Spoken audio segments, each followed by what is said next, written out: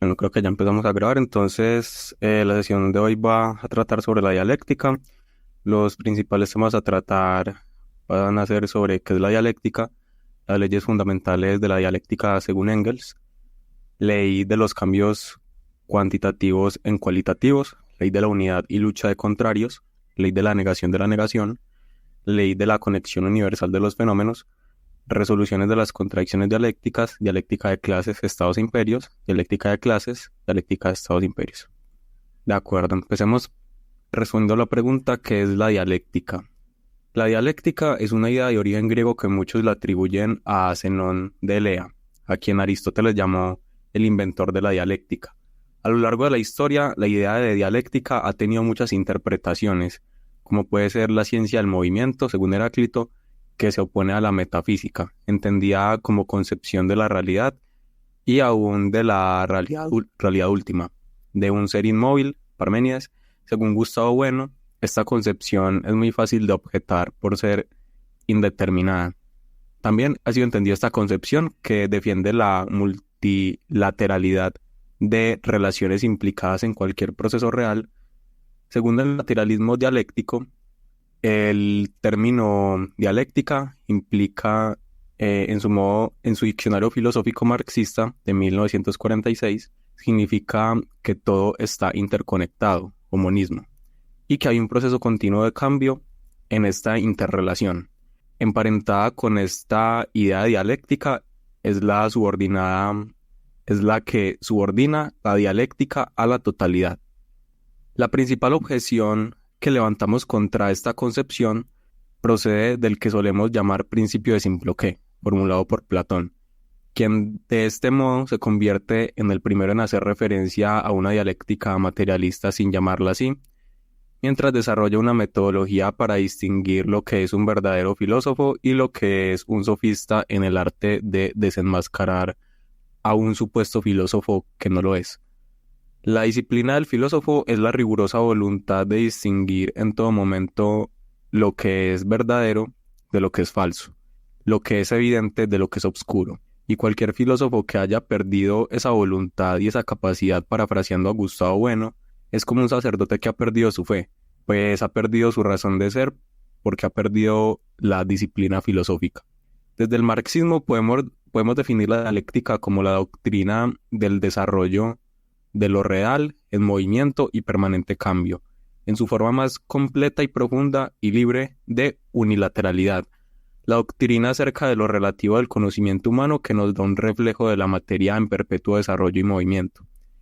En los cuadernos filosóficos, Lenin escribe: la dialéctica como conocimiento vivo, multilateral, con el número de aspectos siempre en aumento, de innumerables matices en el modo de abordar, de aproximarse a la realidad, con un sistema filosófico que de cada matiz se desarrolla en un todo.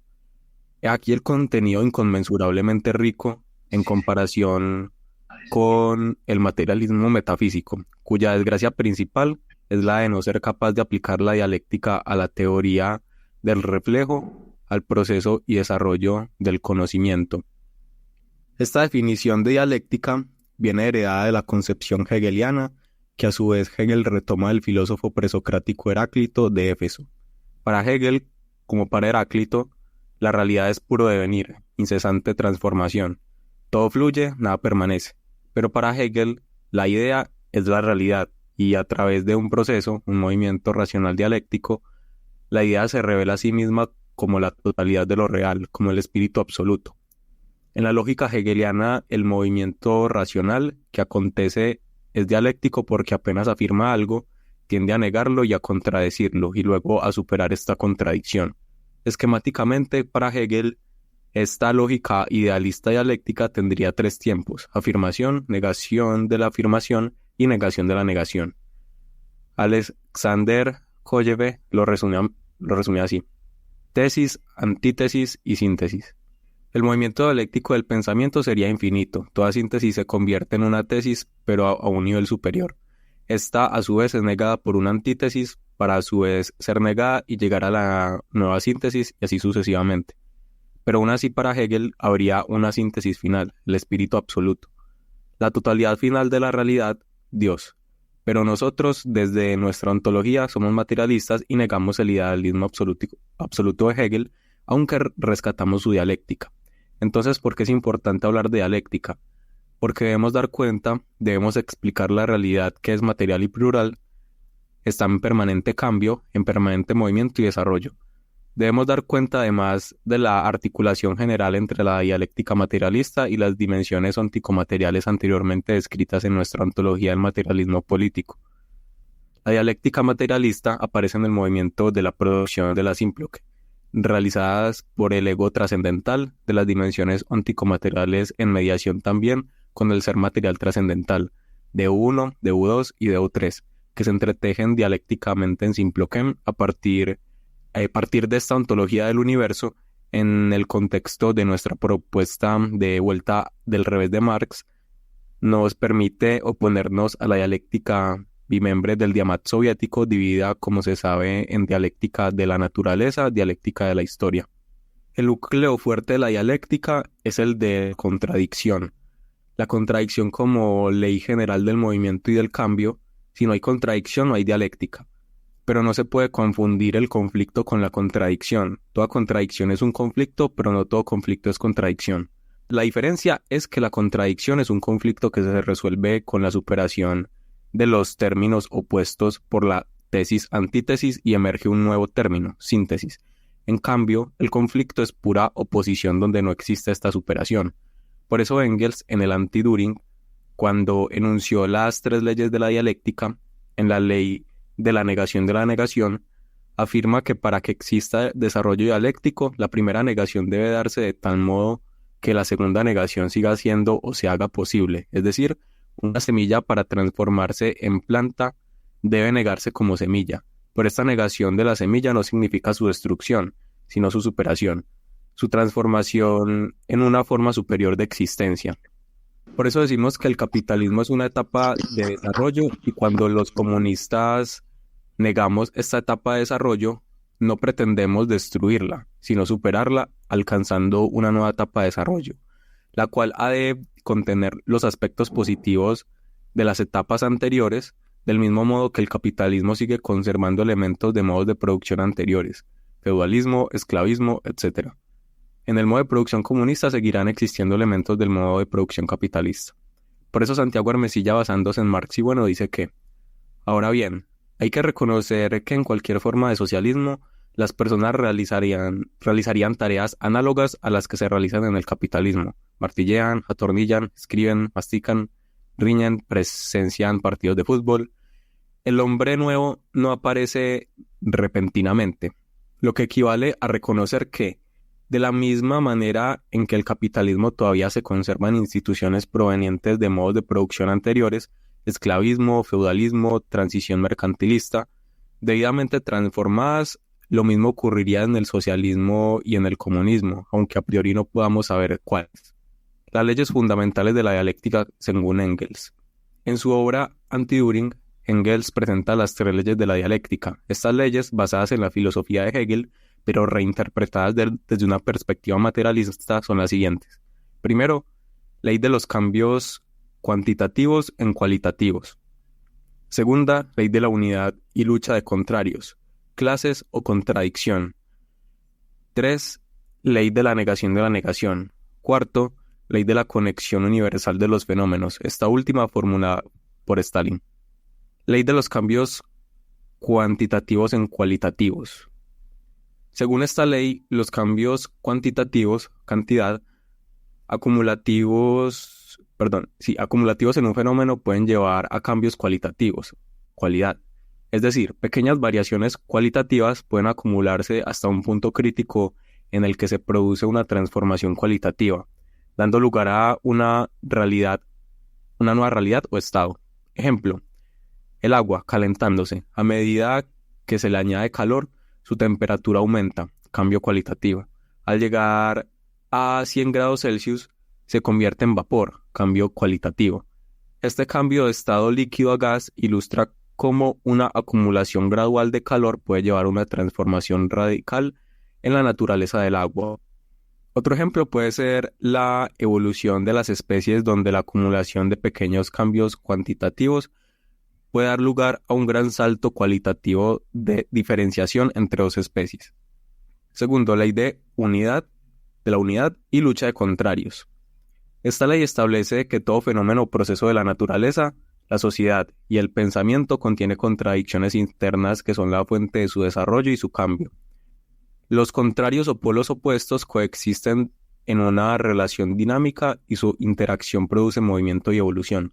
Todos los fenómenos y procesos están caracterizados por la coexistencia y lucha de contrarios, que son inseparables e interdependientes. Ejemplo, el agua y el hielo son dos estados opuestos y contradictorios de la misma sustancia, el agua. Tienen propiedades y características opuestas. El agua, fluidez, el hielo, rigidez, movimiento versus inamovilidad, etc. Sin embargo, ambos estados son inseparables e interdependientes, ya que el agua puede congelarse y convertirse en hielo, y el hielo puede derretirse y convertirse en agua líquida. La transición de un estado a otro es un proceso dialéctico, donde la contradicción entre los dos estados opuestos se resuelve a través de la transformación de uno en otro. En este ejemplo, la ley de la unidad y lucha de contrarios se manifiesta en la coexistencia y lucha de los estados opuestos del agua, líquido y sólido, que son inseparables e interdependientes, y que transforman uno en el otro a través de un proceso dialéctico. Otro ejemplo pudiera ser que en el mismo proceso de la creación de la vida se encuentra la unidad de los contrarios que generan a través de su posición unión una nueva unidad, la fusión de un espermatozoide con un óvulo. Dos células con distinto material genético se convierten en una unidad distinta a las dos originales, que le dieron comienzo, pero conteniendo la información genética de ambos. Tercero, ley de la negación de la negación. Esta ley que ya habíamos visto describe el proceso dialéctico mediante el cual un fenómeno pasa por una serie de negaciones sucesivas. Cada estado es negado por otro, pero esta negación no es un simple rechazo, sino una superación que preserva ciertos aspectos del estado anterior. Este proceso dialéctico implica una evolución en espiral, donde el desarrollo avanza a través de contradicciones y superaciones, llevando a una síntesis superior. Ejemplo, además del ejemplo de la semilla que se transforma en planta que expusimos anteriormente, también se puede explicar mediante el desarrollo de una mariposa. Comienza como un huevo, tesis afirmación, que se transforma en una oruga. Antítesis, negación de la afirmación. Luego una crisálida y finalmente en una mariposa. Síntesis, negación de la negación. Cada etapa niega la anterior, pero también supera y conserva ciertos aspectos esenciales. Este proceso no es un simple ciclo repetitivo, sino una evolución hacia una forma más compleja y desarrollada. Cuarto, ley de la conexión universal de los fenómenos. Esta ley no fue teorizada por Engels sino por Stalin, y afirma que ningún fenómeno de la naturaleza puede ser comprendido si se lo enfoca aisladamente sin conexión con los fenómenos que la rodean.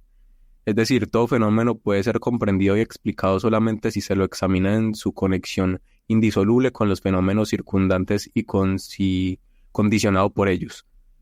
Ningún ente puede existir, ningún fenómeno puede acontecer fuera de un contexto determinado y sin interacción con el mismo.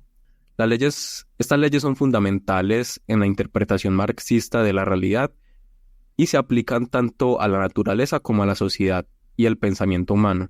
Y desde la filosofía del materialismo histórico son utilizadas para analizar y entender los procesos y fenómenos en diferentes campos, como la física, la química, la biología, la sociedad y la historia. Así, Engels escribió su Dialéctica de la naturaleza, tratando constantemente la idea de contradicción. A este respecto, Gustavo Bueno se pregunta si es posible mantener una dialéctica de la naturaleza sin caer en un panlogismo, es decir, en pensar que todo lo racional es real. El cosmos representa contradicciones que parecen tener sentido solo a nivel lógico, o de U3. Sin embargo, la realidad no es así. Podemos decir que las contradicciones dialécticas se formulan en las diferentes dimensiones onticomateriales del universo mundo. Las contradicciones entre ideas de U3 suelen designar rectificaciones en su curso real de pensamiento, lógica dialéctica. Y en el caso que se den contradicciones formales, lógica formal, lo será en la medida en que una secuencia de ideas representadas en símbolos lógicos se oponga a otra previamente establecida, por lo que el efecto de dicha oposición será la eliminación de la dimensión física de una de las secuencias incompatibles. A su vez, las contradicciones entre objetos físicos de U1 carecen de sentido sin la dimensión psicológica de U2 o la dimensión lógico-abstracta de U3. Sin estas dos últimas, las contradicciones entre objetos físicos serían meros procesos de aproximación o distanciación de partículas o procesos termodinámicos. Pero en el materialismo político, dichas contradicciones se configuran en todas las dimensiones por la mediación mutua entre todas ellas. Por ejemplo, dos rocas que chocan, contradicción en la dimensión física de U1, solo pueden percibirse, hacerse conscientes en la mente humana de U2 cuando interviene la dimensión lógica abstracta de U3, es decir, cuando interviene la razón. Otro ejemplo, las contradicciones en la dimensión psicológica, como ocurre al final del sueño con el despertar, incluye la dimensión física del movimiento del sujeto al despertar y del soporte material del cerebro que sueña, como así también la dimensión lógico-abstracta en la que se puede categorizar el concepto de sueño. Resumiendo, el principal error es concebir a la dialéctica como contradicción en una sola dimensión material. Este error condujo al existencialismo, a hacer una crítica idealista del marxismo y al Diamant soviético a excluir la dimensión lógico-abstracta de su análisis, como campo de contradicciones. Tanto unos como otros soslayaron el hecho de que todo es materia, pero materia con carácter plural y discontinuo, por sus múltiples dimensiones.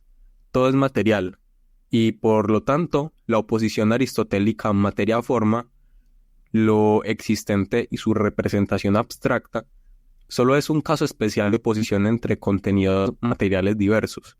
Así, la inagotabilidad de la materia en profundidad, que decía Lenin, vuelve a ejercer su papel de idea fundamental filosófica, en tanto que la materia siempre está activa, mientras que la forma se reduce a una representación que subsiste solo desde una actividad interindividual, en la dimensión psicológica o en la lógico-formal, desde el ejercicio racio-universalista del ego trascendental. Sin duda, el factor psicológico deberá estar presente a la hora de comprobar las contradicciones, pero también lo han de estar los factores objetivos y las fuerzas de dimensión física y las leyes de la mecánica clásica, cuyo lugar es la dimensión lógica abstracta, que son leyes tan objetivas como los objetos físicos del sistema dado. Los juicios sintéticos operativos corpóreos serán los que nos permitan construir los objetos del campo donde se observan las contradicciones. No lo serán los juicios analíticos en los cuales, como ya dijimos, no hay dialéctica, rechazada por la filosofía analítica, así como por el marxismo analítico. Pero tenemos que tener en cuenta que hay un punto en que la dialéctica en simple que entre los entes de las dimensiones onticomateriales del universo llevaría a la desaparición de dichos entes por la ley interna de su propia constitución. Esto es, por la segunda ley de la termodinámica, la entropía. Esta conclusión ontológica, en relación con las conclusiones de cierre gnoseológico de la termodinámica, equivale a la idea general de materia como ser material trascendental. La consideración dialéctica del cosmos aparece en la intersección del universo-mundo con el ser material trascendental. El ser material trascendental no representa toda determinación cósmica del universo como efímera, móvil, pasajera. El universo formaliza así la movilidad y la inagotabilidad de la materia en profundidad como una contradicción. Todo proceso o sistema real es contradictorio, pero no es suficiente enunciarlo. Es necesario determinar los mecanismos, las circunstancias, los momentos que permitan determinar que un proceso, un sistema o un ente van a desaparecer. Una vez admitidas las configuraciones en juego mutuo en el universo y cada una de las dimensiones onticomateriales, no es racional rechazar las posibilidades de contradicción objetiva entre ellas. Contradicción dialéctica es incompatibilidad, y la estrategia ante dichas situaciones dialécticas es siempre la de cancelar dicha contradicción. 3. Resoluciones de las contradicciones dialécticas. Existen dos modos de resolución de las contradicciones dialécticas. Primero, el modo estructural, cuando los términos se nos representan frente a frente con abstracción de su génesis como dilemas o antinomias kantianas. Segundo, el modo procesual o de sucesividad, cuando los términos contradictorios se nos presentan según su trayectoria y origen, procediendo unos como desarrollo de otros. En el marco de esta última, la dialéctica procesual, Gustavo Bueno, desde su materialismo filosófico, nos propone 4 estrategias de cancelación de las contradicciones. La primera es la metábasis. Se corresponde con la idea de cómo se va desarrollando una configuración según la ley de sus contradicciones internas en algo nuevo distinto al original, pero conservando partes de la misma. Sería un progresus, donde encontramos rupturas y continuidades. Esta figura de cancelación se podría homologar a la ley de cambios cuantitativos en cualitativos de Engels en su dialéctica de la naturaleza. Segundo, la anástasis. La anástasis sería el contrario de la metábasis, es decir, la configuración del ente va progresando por sus contradicciones, pero en un momento algo lo obliga a detenerse o retroceder antes de llegar a la diferenciación, antes de llegar a su límite, mediante una retirada total o parcial por regresus a fases internas del proceso. Esta figura es homologable a la ley de la negación de Engels, por regresus divergente. Tercero, la catábasis. Es cuando 2 o más configuraciones o entes van confluyendo en un proceso dialéctico hacia la constitución de una configuración única, cuya identidad nueva es distinta a las originales. Lo distinto se convierte en lo mismo. Ejemplo, una mercancía que luego de la elaboración de los distintos materiales que la componen se transforma en un y lucha de contrarios de Engels. Cuarto, catástasis. Sería un devenir regresivo de involución del ente que obligaría a la detención del mismo para no llegar a su negación. Por ejemplo, cuando Stalin paró la NEP ante el cerco geopolítico e inició los planes quinquenales para el desarrollo acelerado de la URSS, para evitar que pereciera el sistema soviético. Es homologable a la ley de la negación por regresus convergente. En el Diamat, el materialismo dialéctico de la Academia Soviética, en su versión pluralista, la dialéctica es la ciencia del movimiento donde realidad y posibilidad se conjugan. Existir es pasar de lo posible a lo real, y no solo coexistir o conectar con otras cosas. Sin embargo, no toda posibilidad se transforma en realidad, no todo lo posible se realiza, con lo que no cabe teologismos aquí, sino pluralidad de posibilidades. Por ejemplo, tanto la realización del comunismo como su caída son posibilidades. El futuro no existe en el Diamat como algo paralelo a lo realmente existente, sino como posibilidad. Para el Diamat, la realidad es interconectividad y coexistencia de fenómenos plurales en constante cambio y desarrollo en los cuales se producen conexiones en el espacio-tiempo. El pasado influye en el aquí y ahora. A su vez, en el presente se pueden vislumbrar las tendencias del futuro condicionadas por las realidades concretas del aquí y ahora. Esta concepción permitía una praxis política marxista-leninista, pero siempre teniendo en cuenta las condiciones materiales objetivas concretas, históricas y espaciotemporales. Desde un punto de vista gnoseológico, la gnoseología es la parte de la filosofía que estudia los principios, fundamentos, extensión y métodos del conocimiento humano. El marxismo no tiene una visión completa, totalizadora del cosmos. Aquí es donde el materialismo filosófico de Bueno lo complementa.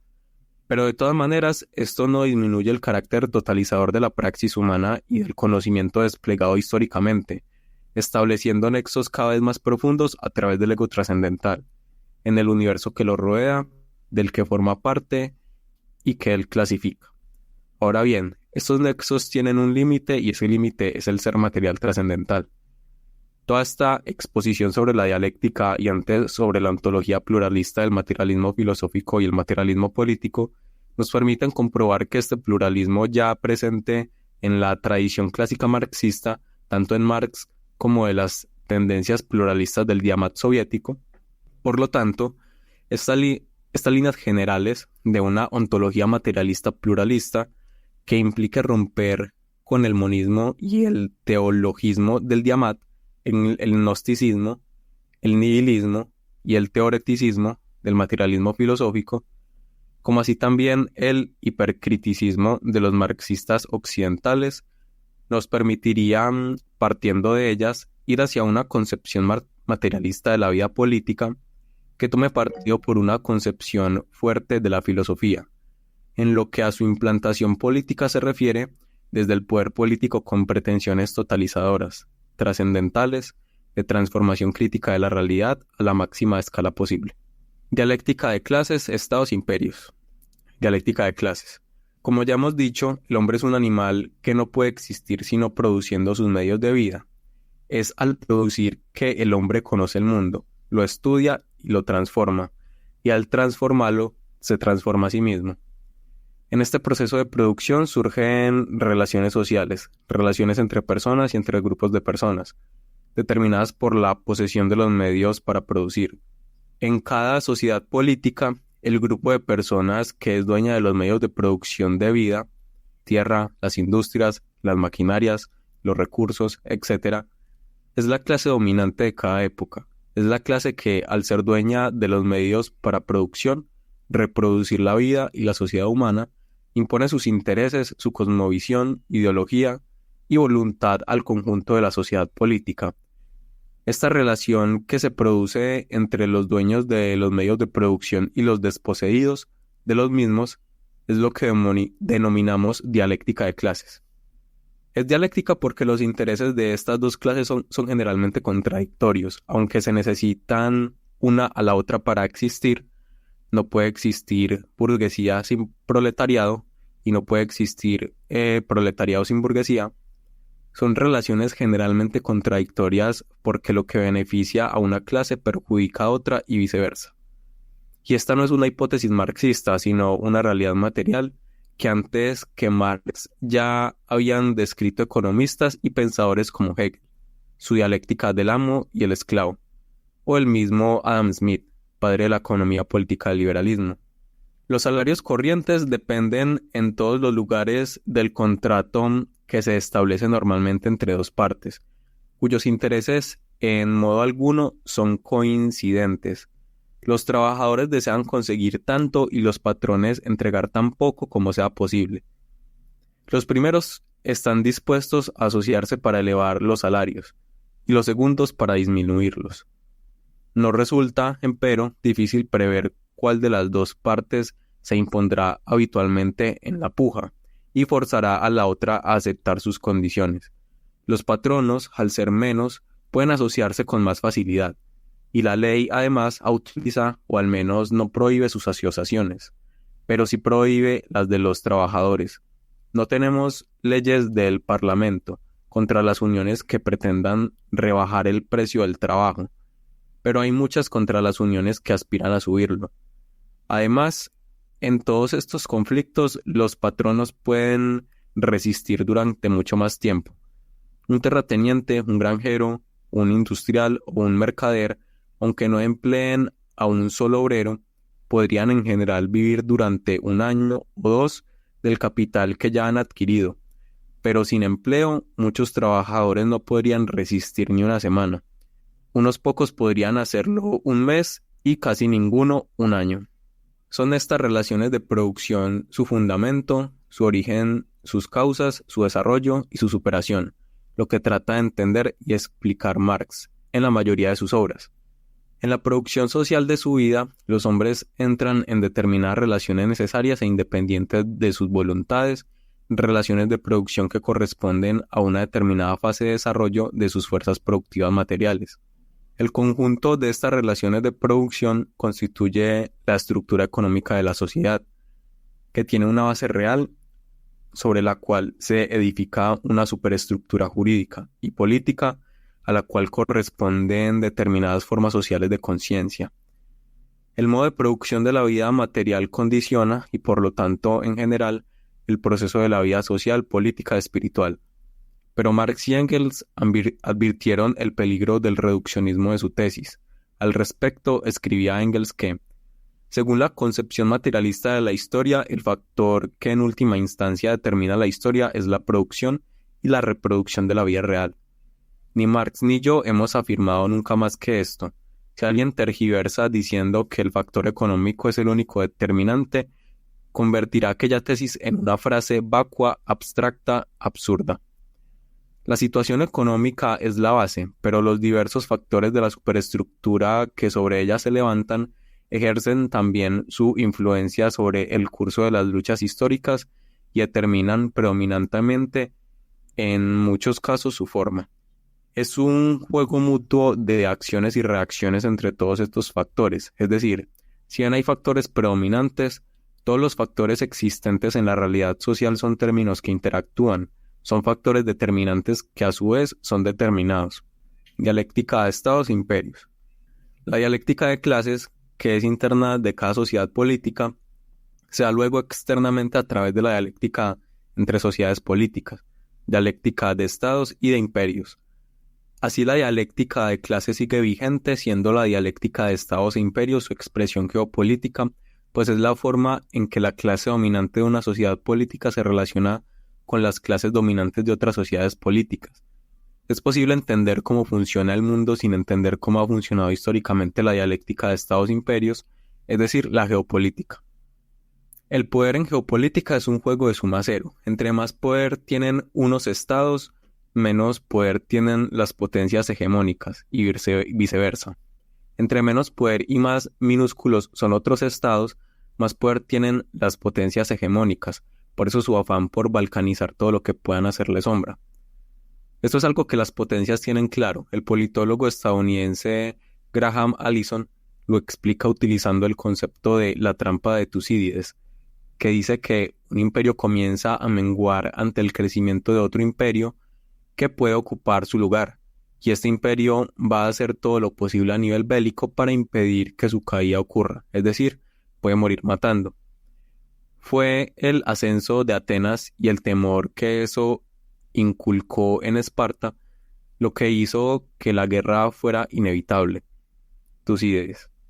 Por eso, oponiéndonos a los marxistas vulgares que niegan la dialéctica de estados o la supeditan a la dialéctica de clases, y a los nacionalistas e hispanistas que niegan la dialéctica de clases o la supeditan a la dialéctica de estados, nosotros sostenemos que estas tres dialécticas de clases, estados e imperios son tres momentos distintos de la misma dialéctica y que se codeterminan entre sí.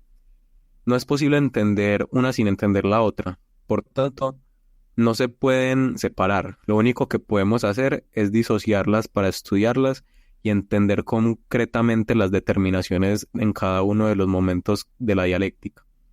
No hay una disyuntiva entre la lucha de clases y subordinada a ella la de los estados, y la lucha de estados y subordinada a ella la de clases.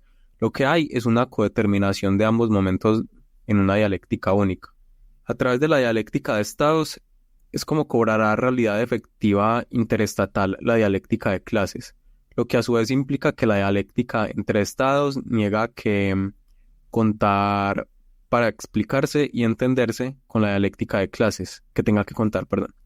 Lo que significa que la dialéctica de clases interna a un estado depende, muchísimas veces, de la dialéctica entre los estados y de la dialéctica de clases de otros estados. Así, el contenido de nuestra doctrina, el materialismo político, será doble. Por un lado, económico-social, de clase, por dialéctica de clases, como clase trabajadora, y por otro político, de nación, por dialéctica de estados, como clase nacional, que es parte de una civilización mayor, la civilización iberófona, con la que, si nos unimos, podríamos conformar un imperio, es decir, convertirnos en una potencia que pueda resistirse a ser engullida por otras, dialéctica de imperios, que actualmente se fortalecen parasitándonos, depredando nuestros recursos y nuestra riqueza. ¿Qué programas políticos pueden fundarse al margen de toda plataforma política concreta, ya sea la de un imperio realmente existente, hoy desaparecido, como lo fue a mediados del siglo XX la Unión Soviética, ya sean los témpanos flotantes y activos de un imperio desaparecido, como lo fue el Imperio Español?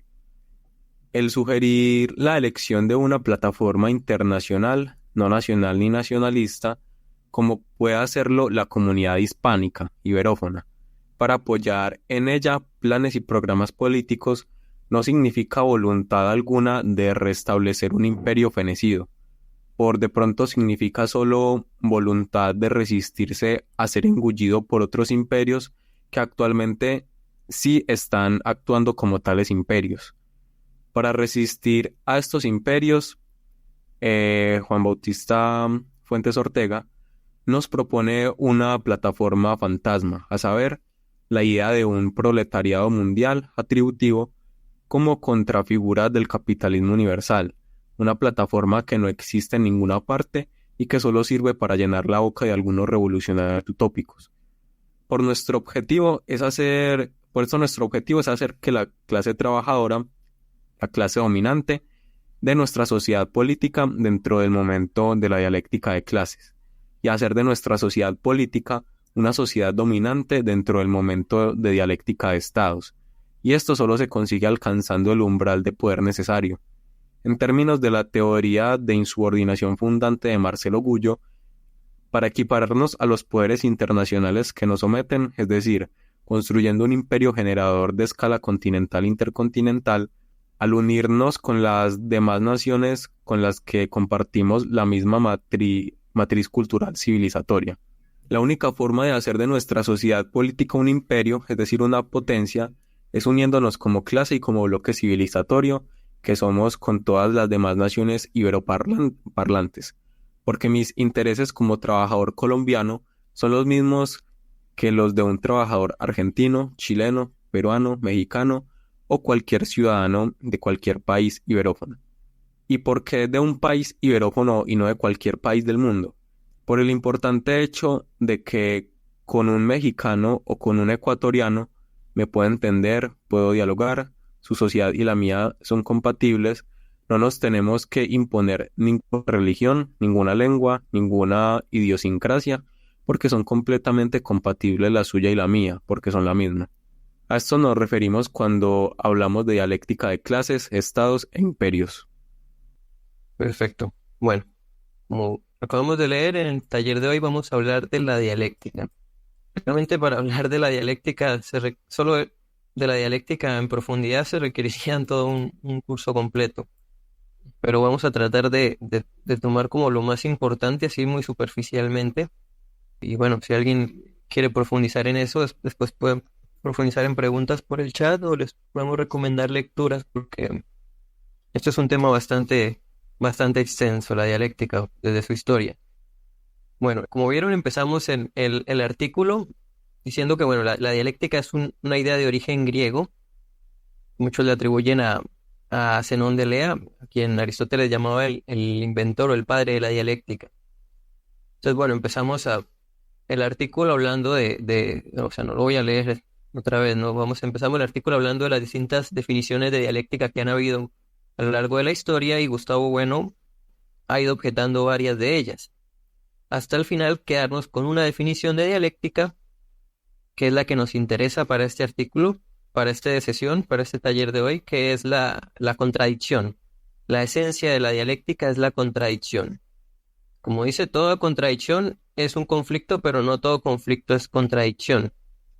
Eso lo vamos a profundizar más adelante. La idea dialéctica marxista, como tal, parte de la concepción dialéctica hegeliana, que es a su vez parte de otras previas, como de Platón. Y si nos ponemos a mirar a lo largo de la historia, cuántas filosofías o cuántas doctrinas han hablado de la contradicción, que es una ley casi que universal. Si miramos en casi todas las culturas ha habido algo parecido, ¿no? Por ejemplo, en los taoístas, el yin y el yang, la contradicción ahí.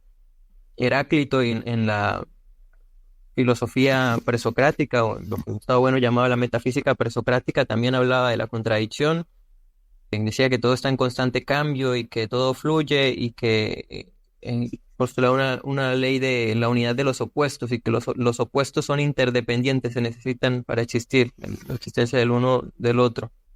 El zoroastrismo también es una de las religiones más antiguas del mundo, que hablaba de la contraposición entre el bien y el mal, ahí ya hay una contradicción, un conflicto, pero repetimos, bueno, el budismo también habla del gnosticismo, bueno, muchas filosofías de la India también, hay una que se llama, creo que Purusha, o bueno, no me acuerdo bien, una filosofía de la India que en antiguo sánscrito que hablaba también de dos principios fundamentales, Purusha, que es la conciencia pura, y otra que no me acuerdo el nombre, que era la naturaleza o lo físico, y que están en contradicción, pero que interactúan. Pero bueno, esto para decir que la idea de contradicción como motor o como fundamento de la realidad misma, pues ha existido casi que siempre desde la historia de la humanidad.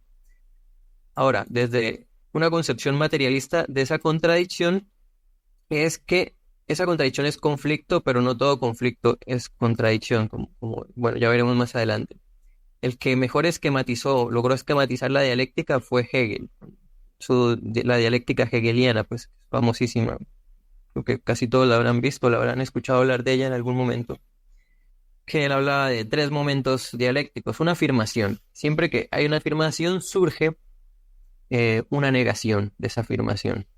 Entonces, el primer momento es la afirmación, segundo es la negación de la afirmación, y el tercer momento es la negación de la negación. Eso, traducido en otros términos, sería tesis, antítesis y síntesis.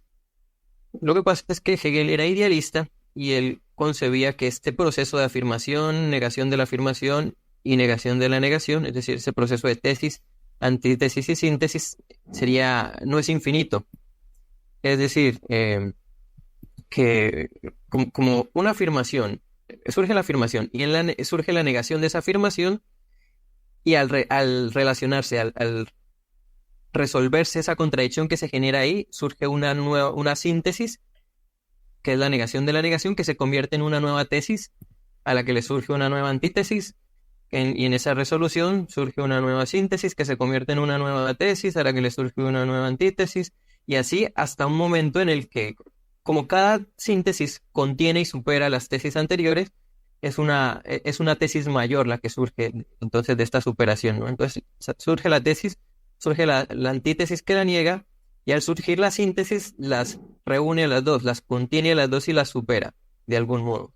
Y según Hegel esto no es infinito, va a llegar un punto en el que de tantas resoluciones dialécticas va a llegar una síntesis que va a ser la síntesis total de todas las tesis y las antítesis pasadas.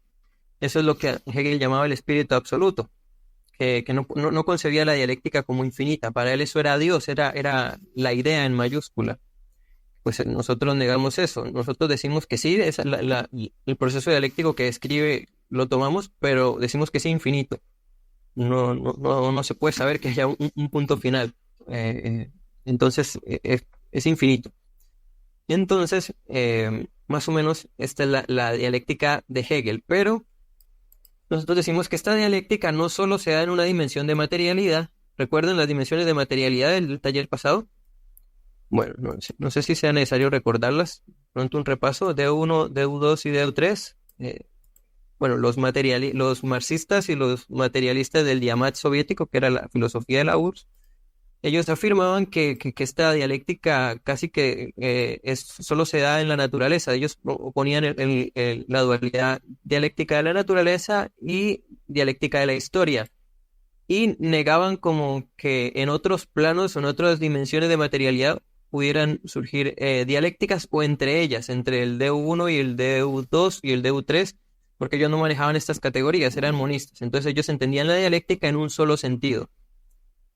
Es decir, en una sola dimensión de materialidad la solían entender, aunque cabe aclarar que el Diamant soviético también tenía una versión pluralista, aunque su versión hegemónica era la versión monista, y de hecho trataban de imponer esta versión monista, aunque por ahí habían algunos cuantos que tenían postulados pluralistas, pero eran minoritarios y marginales dentro de lo que fue la Unión Soviética. Entonces, nosotros, asumiéndolo desde el materialismo filosófico, decimos que esta dialéctica, el proceso dialéctico, se da en simploqué, ¿no? Recuerda también otro concepto del taller pasado, el simploqué, que no todo está conectado con todo, ni nada está separado de nada, pero algunas cosas sí están conectadas con unas cosas y desconectadas de otras cosas. Bueno, Así es la dialéctica también, en simple que, por ejemplo, cuando Marx supera a Hegel, lo supera dialécticamente, hay una ruptura, pero en toda ruptura hay continuidad, hay continuidades en algunas cosas, en algunas partes de su filosofía. Lo mismo Gustavo Bueno con Marx, cuando Gustavo Bueno supera la filosofía de Marx, hay rupturas en algunas cosas, pero hay continuidades en otras cosas, es decir, en unas cosas siguen desconectadas y otras cosas siguen conectadas. Esto es un proceso dialéctico. Ahora, bueno, la dialéctica tiene unas figuras concretas y unas leyes fundamentales. Entonces, bueno, ahí está la definición de dialéctica más básica. Si algo, si se quieren llevar una definición de dialéctica así como fácil de memorizar, es contradicción o incompatibilidad entre al menos dos términos o dos cosas. La dialéctica tiene unas leyes fundamentales que Engels postula en su obra El Antiduring, que las vamos a ver también muy superficialmente. Una primera ley de ellas es la ley de los cambios cuantitativos en cualitativos. Cuantitativo hace referencia a cantidad, cualitativo hace referencia a cualidad. Por ejemplo, cuando decimos que el proletariado es una clase, no nos referimos no lo hablamos en criterios cuantitativos, sino cualitativos. Es decir, un proletario es un trabajador, no importa cuánto gane, si gane millones, no es un criterio cuantitativo. Un trabajador así gane miles de millones, si eso que gana es producto de su propio trabajo, es clase proletaria, es trabajador.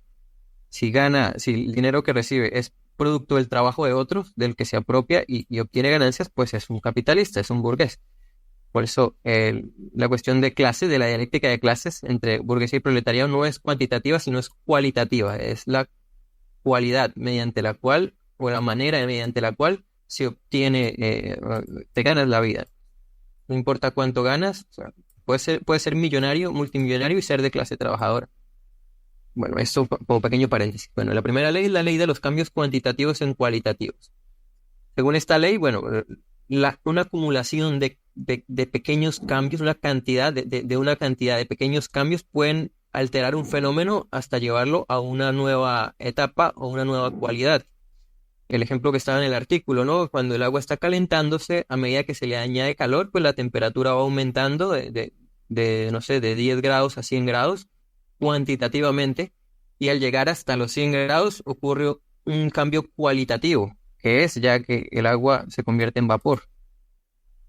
Eso es un ejemplo de un cambio cuantitativo. Otro ejemplo es el de la evolución de las especies de Darwin, ¿no? Que pequeños cambios, pequeñas acumulaciones de cambios en una especie a lo largo de millones de años lleva a un punto en el que se diferencia ya de una especie pasada, como es la diferencia entre el Homo sapiens y el Homo erectus, por ejemplo, o el Australopithecus y el Homo faber, por ejemplo.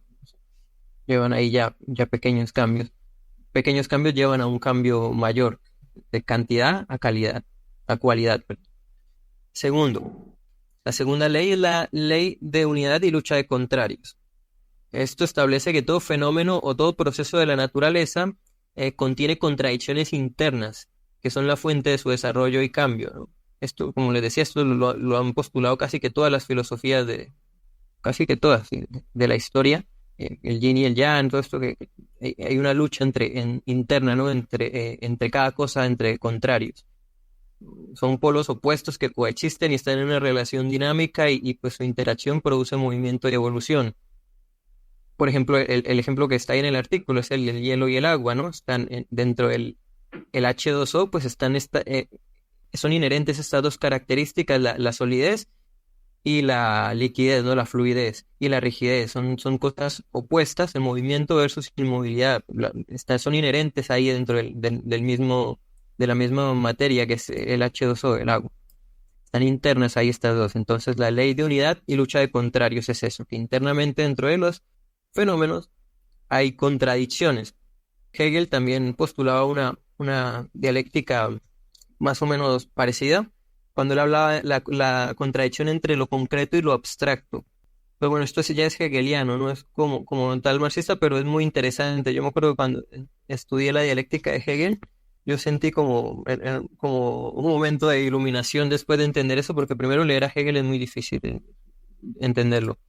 Y porque la dialéctica que él postulaba entre los objetos, esta más o menos la unidad y lucha de contrarios, es que todo objeto, toda cosa que existe contiene inherentemente una contradicción, que es entre lo concreto y lo abstracto. No sé, por ejemplo, en el celular que tienen en sus manos o el computador que tienen en sus manos, o algo más sencillo, no sé, una manzana, o un vaso con agua, no sé.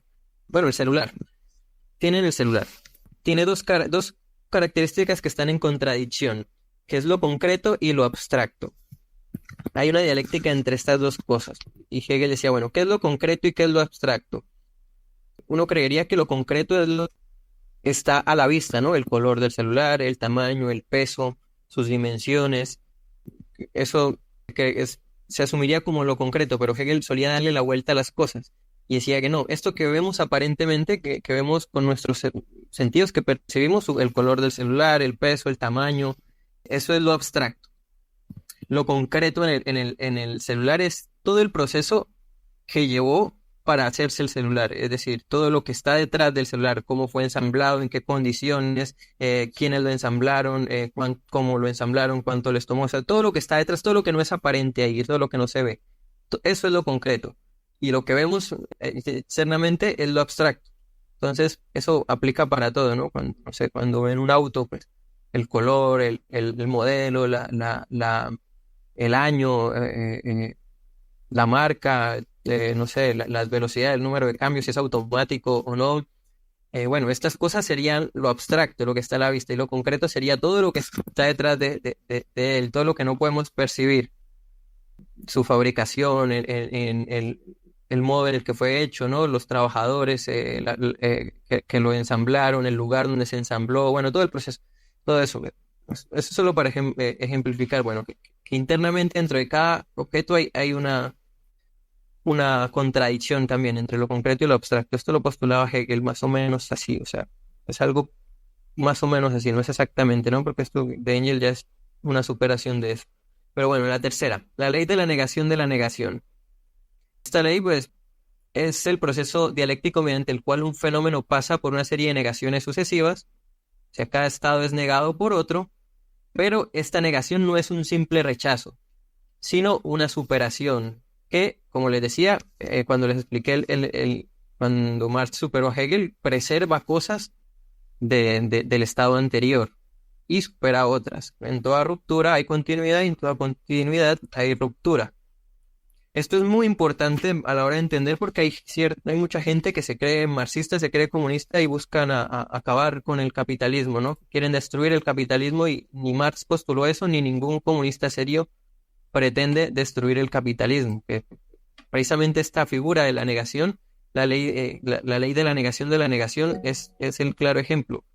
¿Por qué? Porque no se busca destruir, como Engels ponía el ejemplo de la semilla para convertirse en planta. Una semilla para convertirse en planta tiene que negarse a sí mismo como semilla para ser planta, porque cuando es planta ya no es semilla, ¿no? Eso lo vemos en las leyes de la lógica también en el taller pasado, ¿no? Los fundamentos de la lógica. A es A y no puede ser B. Una semilla es una semilla y no es una planta, y una planta es una planta y no es una semilla. Un árbol no es una semilla y una semilla no es un árbol, ¿no? De cierta manera, para que la semilla pase de semilla a árbol, tiene que superarse y negarse como semilla, pero esta superación, esta negación no implica su destrucción. Porque si se destruye la semilla, pues no puede convertirse en árbol, ¿no? Esto es algo que, créanme, es muy difícil de hacerle entender a muchos pseudomarxistas, o bueno, serán marxistas, supongo, que creen que el marxismo es destruir el capitalismo, ¿no? Que la negación que hace el marxismo del capitalismo es su destrucción, y no, es lo contrario. De hecho, el mismo Marx decía que el capitalismo es el modo de producción más revolucionario que ha existido, es el que más potencia tiene para desarrollar las fuerzas productivas de una sociedad, pero que tiene unas contradicciones internas, unas injusticias internas que deben ser superadas. Ya, sí, pero esta superación de estas contradicciones internas no implica la negación, la destrucción del capitalismo. Los que quieren destruir el capitalismo son los hippies y los anarquistas, que quieren volver a formas de vida precapitalistas. Ellos son reaccionarios, no son revolucionarios, que buscan volver a formas a modos de producción precapitalistas, como, no sé, volver al trueque, al autocultivo, no sé, todas las cosas que creen ellos, irse al campo, a una comuna y cada uno comunas autosustentables y eso, obviando todo el proceso de industrialización y desarrollo de las fuerzas productivas. Bueno, eso no es nada marxista. De hecho, los marxistas se oponen a eso. Por eso mucha gente le cuesta entender que China sea marxista, ¿no? China, pero China está desarrollando el capitalismo. Claro, pero es que el marxismo, el comunismo, tal y como lo plantea Marx, es un postcapitalismo. Es decir, es un desarrollo del capitalismo que lleva a, a un desarrollo tal que ya no es capitalismo.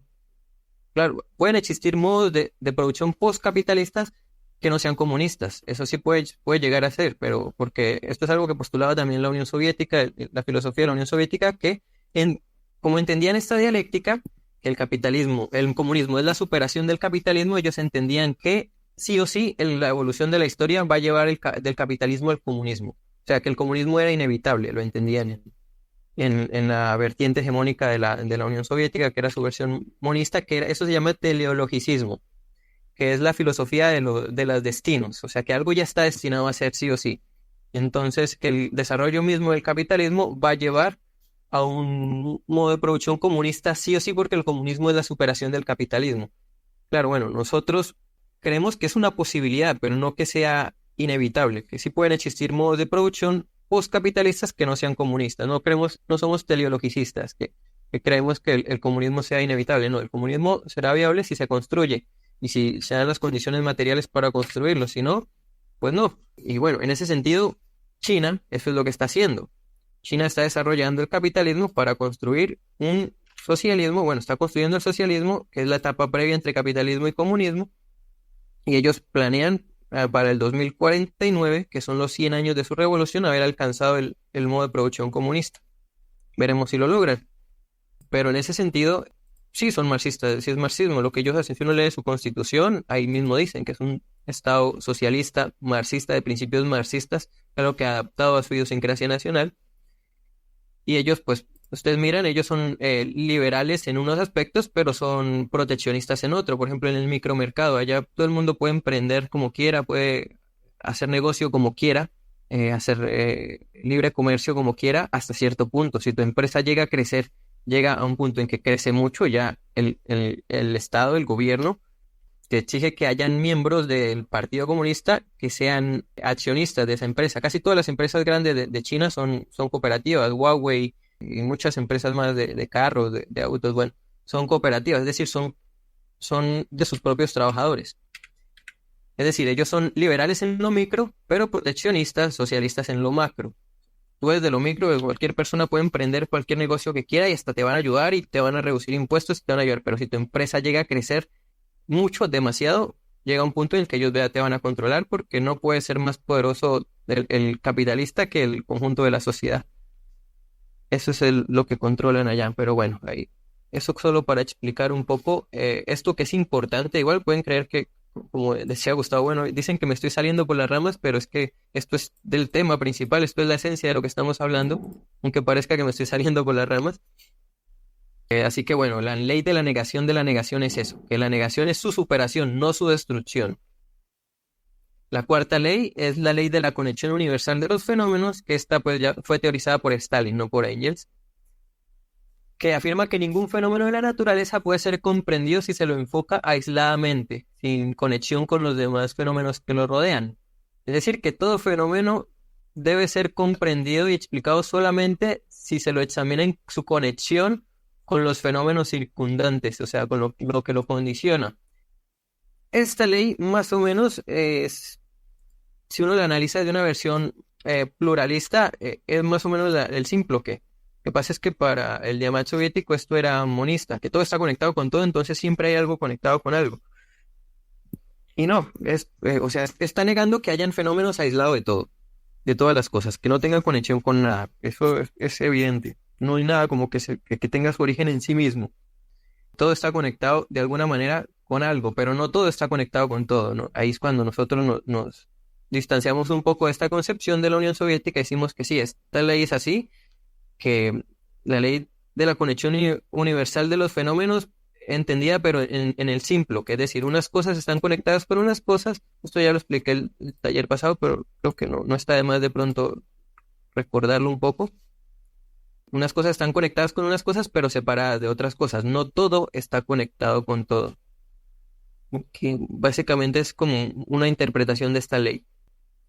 Esas son las 4 leyes fundamentales de la dialéctica según Engels, ¿no? Y hay que decir, bueno, que estas contradicciones se dan también en diferentes niveles, en diferentes dimensiones de materialidad, ¿no? Gustavo Bueno precisamente es lo que le critica esto a Engels en su libro La dialéctica de la naturaleza.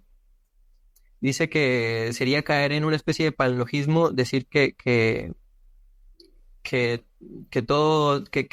estas dialécticas solo se dan en un nivel de materialidad, y él postula que no, la dialéctica se da entre los tres, entre el M1, M2 y M3.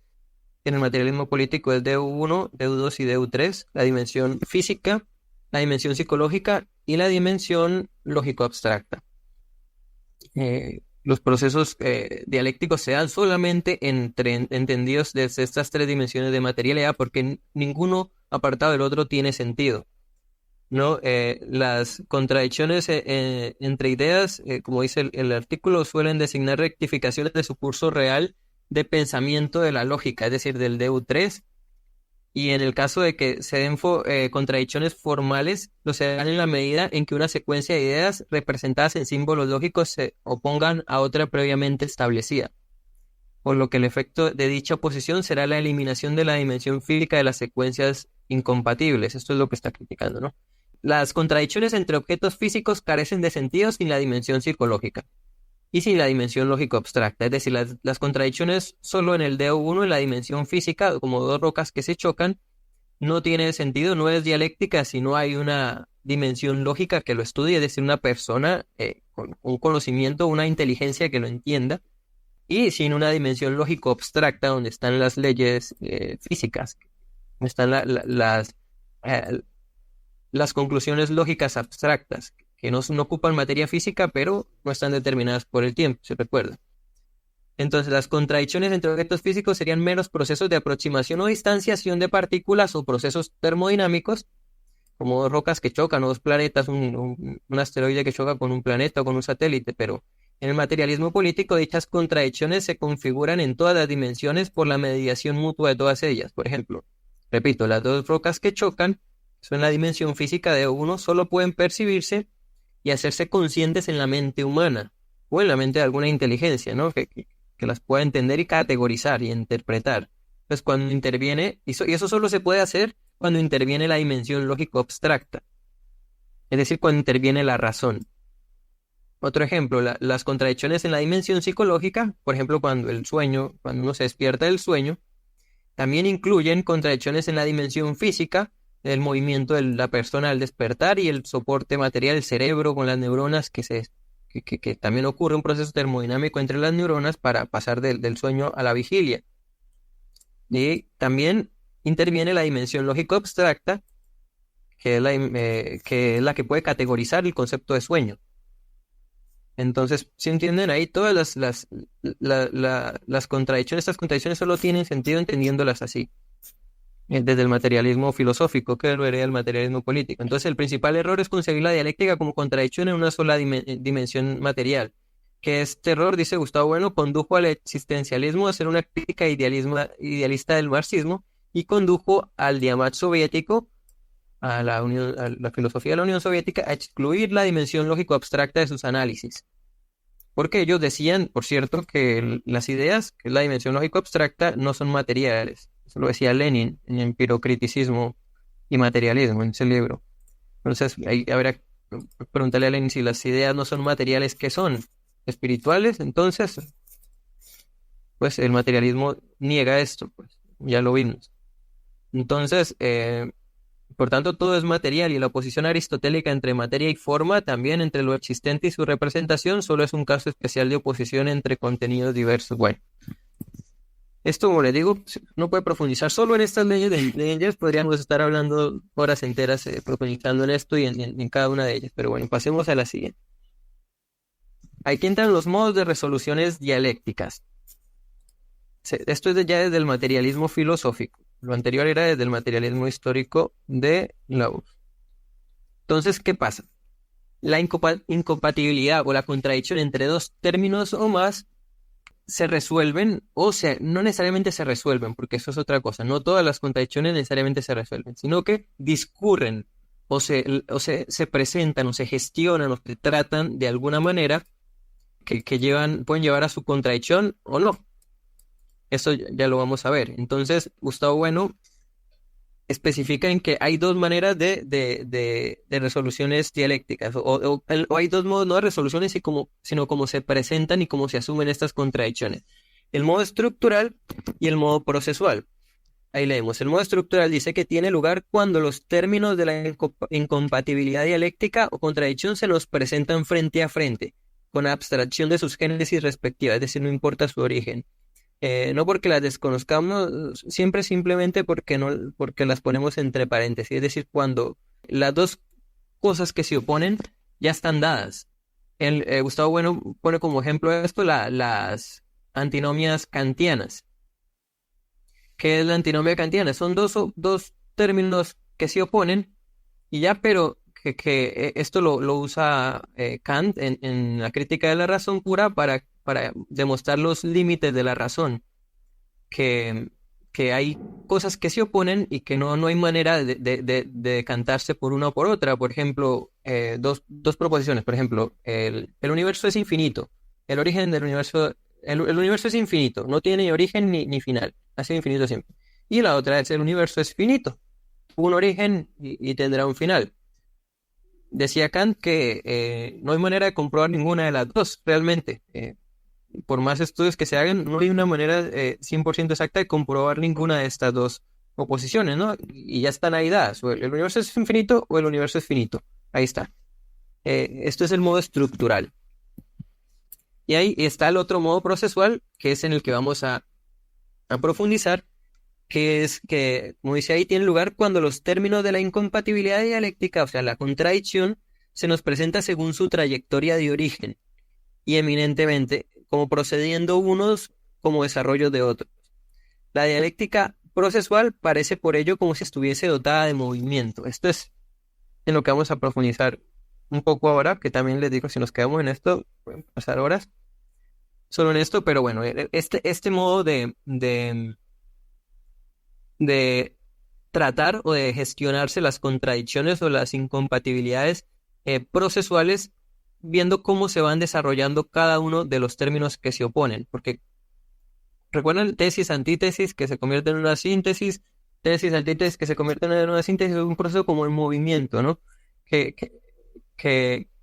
O sea, que va constantemente transformándose y hasta llegar a un punto en el que dos cosas se contraponen. Entonces, dentro del modo procesual, Gustavo Bueno plantea 4 figuras. Dentro del modo procesual hay 4 figuras de contradicciones dialécticas, ¿no? Y las estructuras, bueno, las antinomias ya las medio las tratamos, que ahí nos podríamos quedar también horas, pero vamos a ir por las procesuales. Entonces, en las procesuales hay un movimiento, hay un proceso o una sucesividad. Gustavo Bueno para esto toma como criterio la famosa distinción de Platón en su libro El Sofista, que decimos ahí es donde se construyó el primer método filosófico de la historia, como vimos en el primer taller, que era la filosofía, como yo. Es un saber de segundo grado, bueno, es metodológico, sistemático, bueno, eso lo vimos. Eso lo repaso un poco. Entonces, Gustavo Bueno lo toma de ahí. Platón hace una distinción en el Sofista para distinguir entre lo tautón y lo eretón, lo mismo y lo distinto. Ese es el primer criterio para distinguir estas figuras dialécticas entre las que van hacia lo mismo y lo distinto, es decir, la convergencia o la divergencia. Él pone un ejemplo, ¿no? Gustavo Bueno pone varios ejemplos de esto. Es un ejemplo de cómo este movimiento lleva a lo mismo o a lo distinto. Por ejemplo, y hay cuatro posibilidades en esto, cuando se trata la tesis de Platón en el Sofista entre lo tautón y lo eretón, lo mismo y lo distinto. Diferenciar entre lo que es lo mismo y lo que es distinto. ¿Cómo se diferencia entre estas dos cosas? Bueno, Platón dice que hay que establecer la filosofía se construye para distinguir lo que es verdadero de lo que es aparente, lo que es cierto de lo que es falso.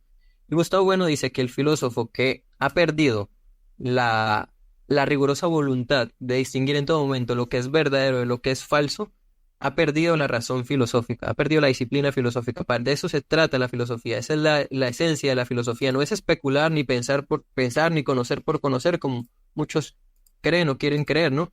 Platón cuando construye el primer método sistemático de razonamiento, primer método filosófico, que está muy relacionado con el mito de la caverna también, es precisamente para eso. Espero que todo el mundo conoce el mito de la caverna, distinguir lo que son sombras, lo que son apariencias, de lo que es verdad, de lo que es la realidad.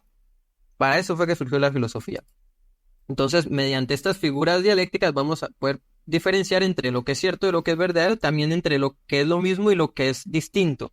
Y en esta distinción entre lo que es lo mismo y lo que es distinto, surgen 4 posibilidades. Lo mismo, uno es, lo mismo desarrolla lo mismo. Otra es, lo distinto da lugar a lo distinto. La tercera es, lo mismo produce lo distinto. Y la cuarta es, lo distinto produce lo mismo. Eso es un poco complejo, ¿no? Vamos por partes. Una, lo mismo desarrolla lo mismo. Es decir, de lo mismo surge lo mismo. Un ejemplo, esto es muy sencillo. Esto no es dialéctico como tal, esto son más de cuestión de identidad. Las dialécticas son las últimas 2 figuras, pero vamos por partes. La primera, lo mismo desarrolla lo mismo. Un ejemplo, por ejemplo, es una línea, una recta inercial, prolongándose. Una recta, pues, prolongándose a sí misma, todo el tiempo prolongándose indefinidamente. Ahí da lugar a lo mismo, ¿no? Todo el tiempo está en la misma dirección prolongándose. Lo mismo desarrolla lo mismo. Eso es solo un ejemplo, ¿no? Ahora la segunda. Lo distinto da lugar a lo distinto. Se pueden poner como ejemplo 2 rectas paralelas. 2 rectas distintas, paralelas, que van prolongándose y siempre son distintas, ¿no? No pueden jamás unirse si son paralelas. Entonces ahí va lo distinto, 2 rectas distintas van dando lugar a medida que se van desarrollando y van avanzando esas 2 rectas paralelas, pues van dando lugar a lo distinto. Siempre a 2 rectas paralelas, 2 cosas distintas, 2 rectas, una distinta de la otra. Ahí es un ejemplo, ¿no? Pues se pueden dar más ejemplos. Lo mismo produce lo distinto, es la tercera. Lo mismo produce lo distinto, que ya es divergencia. Esto ya es divergente. Y lo distinto produce lo mismo, esto es convergencia. Estos son los criterios. Este es el primer criterio en el que nos vamos a basar para ver estas figuras, que no las hemos visto, ¿sí? Está la metábasis, la anástasis, la catábasis y la catástasis. Entonces, ahí al lado, donde dice modo procesal, van a ver, el primer criterio es convergencia-divergencia. Que si es lo mismo, produce lo mismo, perdón, lo mismo produce lo distinto, divergencia, y si lo distinto confluye para unirse en lo mismo. Te digo, esto hay que explicarlo con ejemplos, si no puede ser bastante complejo de entender y podríamos durar horas hablando de esto. Así que ahorita les voy a dar un par de ejemplos, solo voy a esquematizar un poco por encima de qué trata cada cosa. Entonces ese es el primer criterio. Las 2 primeras figuras que dije serían analíticas, la de lo mismo a lo mismo y lo distinto a lo distinto. Esas son analíticas porque no son dialécticas, porque en ningún momento se contradicen, ¿no? Las 2 rectas en ningún momento, cuando son paralelas, no se contradicen porque no chocan, no se cruzan. Entonces, no son figuras dialécticas como tal, sino analíticas, de identidad más cuestión, más que dialéctica. Y las 2 figuras siguientes, las 2 últimas que dije, sí son dialécticas, cuando lo mismo produce lo distinto, lo divergente, y lo distinto produce lo mismo. Ahí ya serían una especie de incompatibilidad o compatibilidad, según lo que se produce. Y ahora el segundo criterio de Gustavo Bueno para estas figuras dialécticas es si avanzan o retroceden. Es el movimiento. Como les decía siempre, esto es el modo procesual. Entonces, cada una de estas tesis o estos términos que se oponen vienen evolucionando o vienen moviéndose como por el movimiento que les expliqué, ¿no? Tesis, síntesis, antítesis, tesis, síntesis, antítesis, perdón, tesis, antítesis, síntesis, tesis, antítesis, síntesis, así, ¿no? Entonces, el segundo criterio es progresos o regresos, evolutivo o involutivamente. Entonces, ahí están. Modo procesual. Ahí pueden ver en la diapositiva. El primer criterio, convergencia-divergencia. El segundo criterio, progresos y regresos. Que avanza o se detiene. Entonces, mezclando estos 2 criterios de divergencia o convergencia y de progresos o regresos, tenemos una tabla de 4 figuras dialécticas, o 4 formas de asumir o de tratar o gestionar las dialécticas, las incompatibilidades, las contradicciones. Una de ellas ya tiene un nombre en la tradición filosófica desde los tiempos de Platón, que es la metábasis, la primera que está ahí. Ahí después, Gustavo Bueno la ha incorporado a un sistema de 4 posibilidades de asumirse las contradicciones dialécticas. Entonces, catábasis y metábasis para significar el movimiento. Y cuando usa la terminación astasis más bien, significa detención. Eso significa detención. Entonces, esas son la catástasis y la anástasis. Entonces, ahí está. La anástasis y la catástasis terminan en ástasis, que significa detención. Significa que ahí el proceso se detiene o involuciona. Entonces vamos a ver una por una para ver ejemplos. Ya más o menos expliqué los criterios en los que nos basamos. Ahora vamos a ver una por una ahí, les digo, superficialmente. La metábasis, la primera. Es una divergencia. Primer criterio, convergencia o divergencia. Divergencia. Segundo criterio, progresos o regresos. Pues, esta es una divergencia que va hacia adelante, que va en progresos. Un ejemplo. Ahí hay un pequeño ejemplo, que pasa es que estas imágenes son muy chiquitas y no se ven, pero bueno, eso es un polígono inscrito en una circunferencia. Cuando va aumentando el número de lados, el polígono se transforma en otro género, ¿no? Un cuadrado, un triángulo pasa a un cuadrado, o un cuadrado pasa a un pentágono a un hexágono, así, ¿no? Cada uno de estos polígonos, para ser polígono, tiene que tener un número finito de lados, ¿no? Uno le podría agregar a un polígono inscritos, hay dos tipos de polígonos, los inscritos a un círculo, y que pues es el que nos compete hoy. No voy a hablar de geometría, vamos a quedarnos en esto nomás. El polígono inscrito en una circunferencia es el que está, bueno, dentro de una circunferencia, y se le pueden ir agregando números de lados que en teoría infinitamente. Entre más se le agreguen, más se va a parecer al círculo, pero para que sea polígono, siempre va a tener que tener un número determinado, número finito de lados. Entonces, si es un polígono, no es un círculo, por más que lados que le agreguen, ¿no? Entonces, es una divergencia que va hacia adelante, ¿no? Lo distinto produce lo distinto, es decir, un polígono va a seguir siendo un polígono y un círculo va a seguir siendo un círculo, aunque se lleguen a aproximar mucho, ¿no? Se lleguen a parecer, pero van a ser dos cosas distintas. Entonces, ahí está, una divergencia que va hacia adelante, porque le estás agregando números de lados, está transformándose el polígono cada vez con más lados. Esto es solo un ejemplo, pero puede aplicarse con muchos ejemplos más. Segundo, anástasis. Es un proceso involutivo, ya tiene ástasis, ¿no? Tiene, significa regresus o que se detiene. Entonces es un proceso convergente, primer criterio convergente, pero ya no va hacia adelante, sino es un regresus. Es un proceso involutivo que se repliega o frena para evitar la contradicción o para evitar la incompatibilidad. Por ejemplo, cuando Einstein fija un límite a la velocidad de la luz, para evitar una contradicción ahí está una imagen de la velocidad de la luz. Fija un límite de la velocidad de la luz para que sea compatible con la teoría de la relatividad general de Einstein. ¿Por qué? Porque sería contradictorio, sería imposible o absurdo seguir aumentando la velocidad de la luz hasta el infinito. Para evitar eso, se fija el límite, ¿no? Entonces, es un proceso que se detiene, es involutivo o se frena para evitar la contradicción. Entonces, ese es el ejemplo, la velocidad de la luz, pero podríamos poner más. Por ejemplo, un proceso que se detiene divergentemente. La conquista de América, cuando hubo el Concilio de Valladolid, detuvieron la conquista, los reyes de España, la monarquía española, la monarquía católica, detuvo la conquista. Fue un proceso que se detuvo para llegar ahí a una divergencia, una convergencia cuando fue el Concilio de Valladolid. Los que decían que era injusta la conquista, los que decían que sí era justa, que bueno, se detuvo un proceso para generar ahí una contradicción. Eso también es un ejemplo, ¿no? Eso pasa en la realidad, pasan estas cosas. Los procesos dialécticos, las contradicciones o evolucionan o se frenan en algún momento. Siguiente criterio, siguiente figura, catábasis. Es convergencia. Primer criterio, convergente. Segundo, que va hacia adelante, progresos, un progreso. Entonces, una convergencia de dos series que van hacia adelante y que confluyen al final. En vez de ser divergentes, estas confluyen. Entonces, cada una de las series pasan a ser de otro género en el que coinciden. Es decir, ahí hay un ejemplo. El ejemplo no se ve muy bien ahí porque las diapositivas son muy chicas, pero ahí están las 5 vías tomistas. los que ya han tenido formación un poco de filosofía van a saber un poco, si no, les voy a decir superficialmente de qué van las cinco vías tomistas, pero es un proceso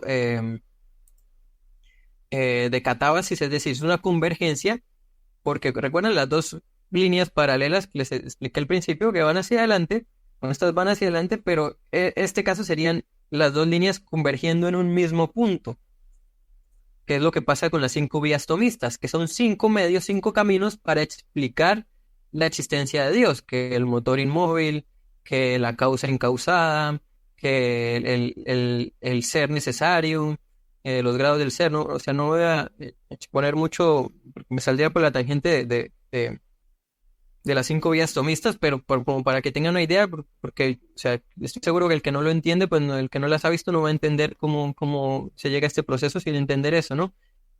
Básicamente las cinco vías tomistas es que son cinco maneras, cinco caminos para llegar a la comprobación racional de la existencia de Dios, que esto es una de las cosas en las que fue revolucionario Santo Tomás, que él empezó a racionalizar la idea de Dios. Decir, ya Dios no existe porque sí, porque yo creo en él. No, él decía que la razón, en esto se distanciaba, por ejemplo, de los protestantes. Esto es lo que hace muy potente la filosofía católica, a diferencia de la protestante, mientras que Lutero decía que la razón, que pensar, que usar la razón es una puta ramera que nos aleja de Dios, decía Lutero. Santo Tomás de Aquino decía que la razón puede y debe ser usada para reforzar la fe, que la fe y la razón no son incompatibles, que si Dios nos dio la razón es también para usarla y que Dios se puede comprobar mediante la razón.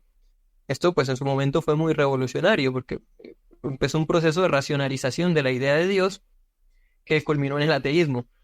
Así que pues, de cierta manera se puede decir que el padre del ateísmo es Santo Tomás de Aquino, aunque no lo quería, pero bueno, esto ya es otro tema. La cuestión es que las cinco vías son, el primer argumento es el del motor inmóvil, que decía que todo lo que es movido por algo, que nada puede moverse por sí mismo. Necesita de otro, todo cuerpo, todo objeto, toda cosa necesita de otra para ser puesta en movimiento. Esto pues viene de Aristóteles. Ahí es cuando Santo Tomás mezcla la filosofía griega con la fe cristiana. Entonces la primera vía es esa, la primera que Dios es el motor inmóvil, porque si todo lo que es movido por algo, tiene que haber habido un primer motor, una primera cosa que movió a otra, que movió a otra, que movió a otra, y así infinitamente. Entonces esa primera cosa, que el primer motor que movió algo fue Dios.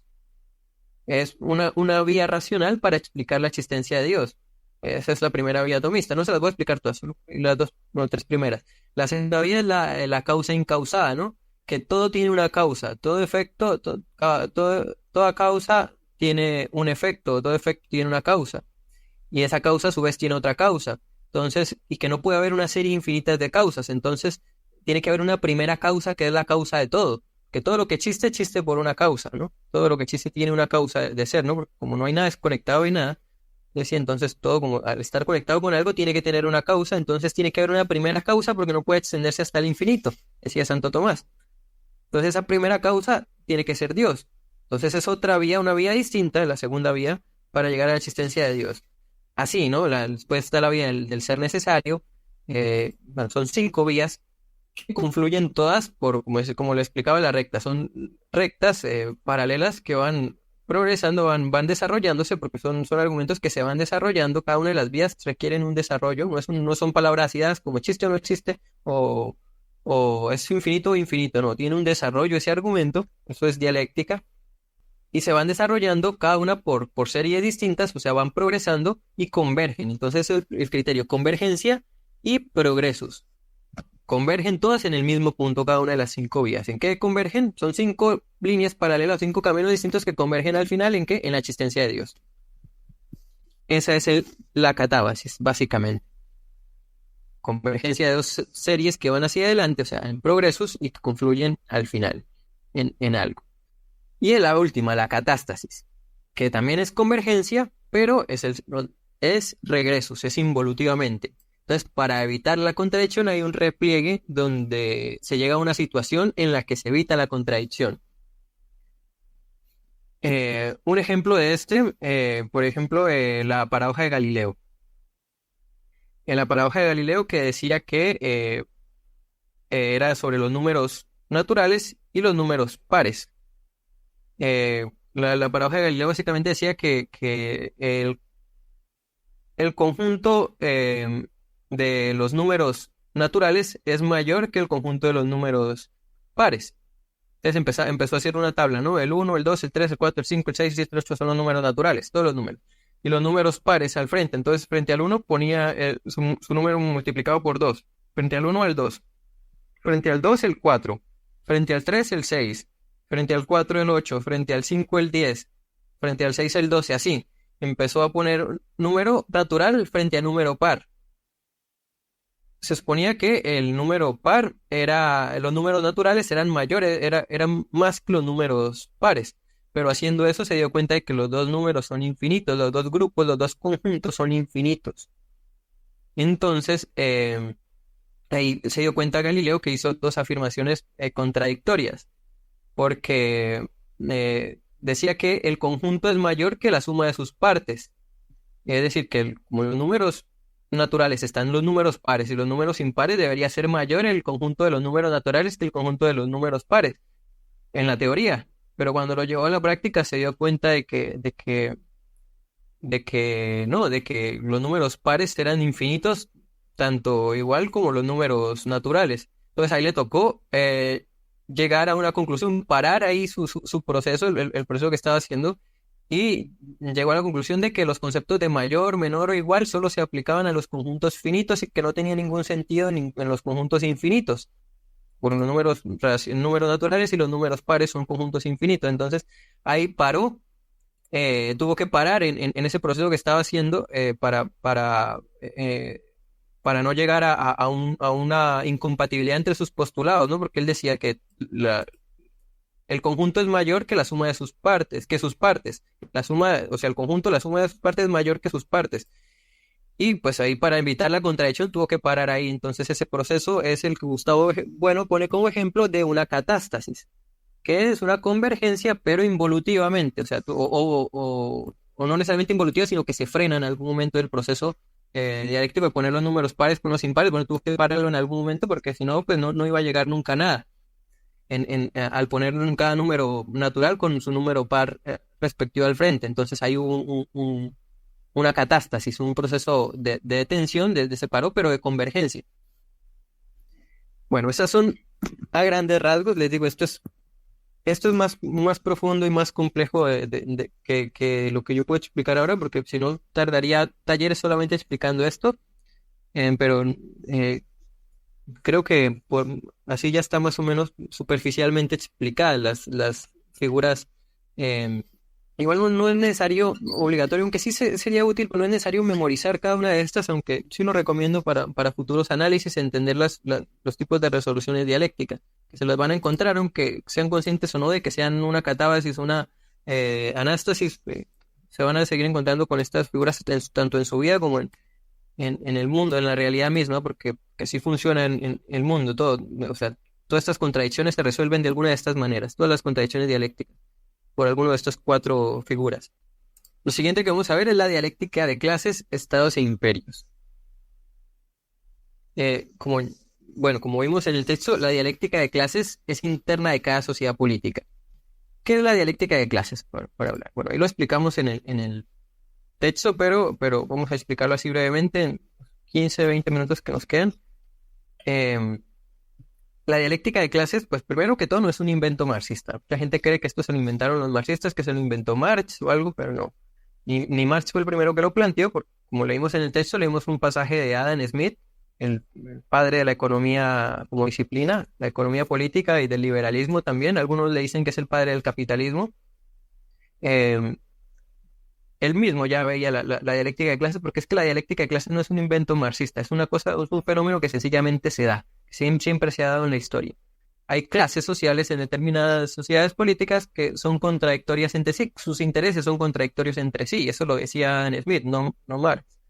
Cuando explicaba ahí en el texto que leímos que los salarios, eso es en el capítulo 6 de la riqueza de las naciones, cuando habla de los salarios del trabajo, que los intereses de los trabajadores y los patronos son contradictorios. Los patronos quieren pagar lo menos posible porque el interés de todo capitalista es obtener la mayor ganancia posible, y los trabajadores pues van a querer obtener el mejor pago posible de su trabajo. Ahí son dos intereses que se contraponen, son contradictorios. Entonces, esto es a lo que llamamos dialéctica de clases. ¿Y por qué surgen estas clases sociales, ¿no? Eh, en toda sociedad política, recuerden que vimos en los primeros talleres, en el primero y el segundo artículo, que el hombre es un animal que no puede existir sino produciendo, que transforma la realidad, transforma el mundo, transforma todo lo que lo rodea para poder crear o producir sus medios de vida. Bueno, en esta producción de sus medios de vida, eh, en cada sociedad política, en la clase que es dueña, la persona o el grupo de personas que es dueña de los medios para producir, es decir, de la tierra, las industrias, las herramientas, las máquinas, las fábricas, todo lo que se necesita para producir, es la clase dominante de un Estado, de cualquier sociedad política, frente a la clase que desposeída de estos medios de producción, la clase que no es dueña de ellos, que lo único que es dueña es de su fuerza de trabajo y es lo que vende a cambio de un salario, que es la clase trabajadora. Entonces, estas dos clases sociales, la dueña, la propietaria de los medios de producción y la desposeída de los mismos, entran en una determinada contradicción. Solo hay dos clases. Hay gente que cree que existe la clase media.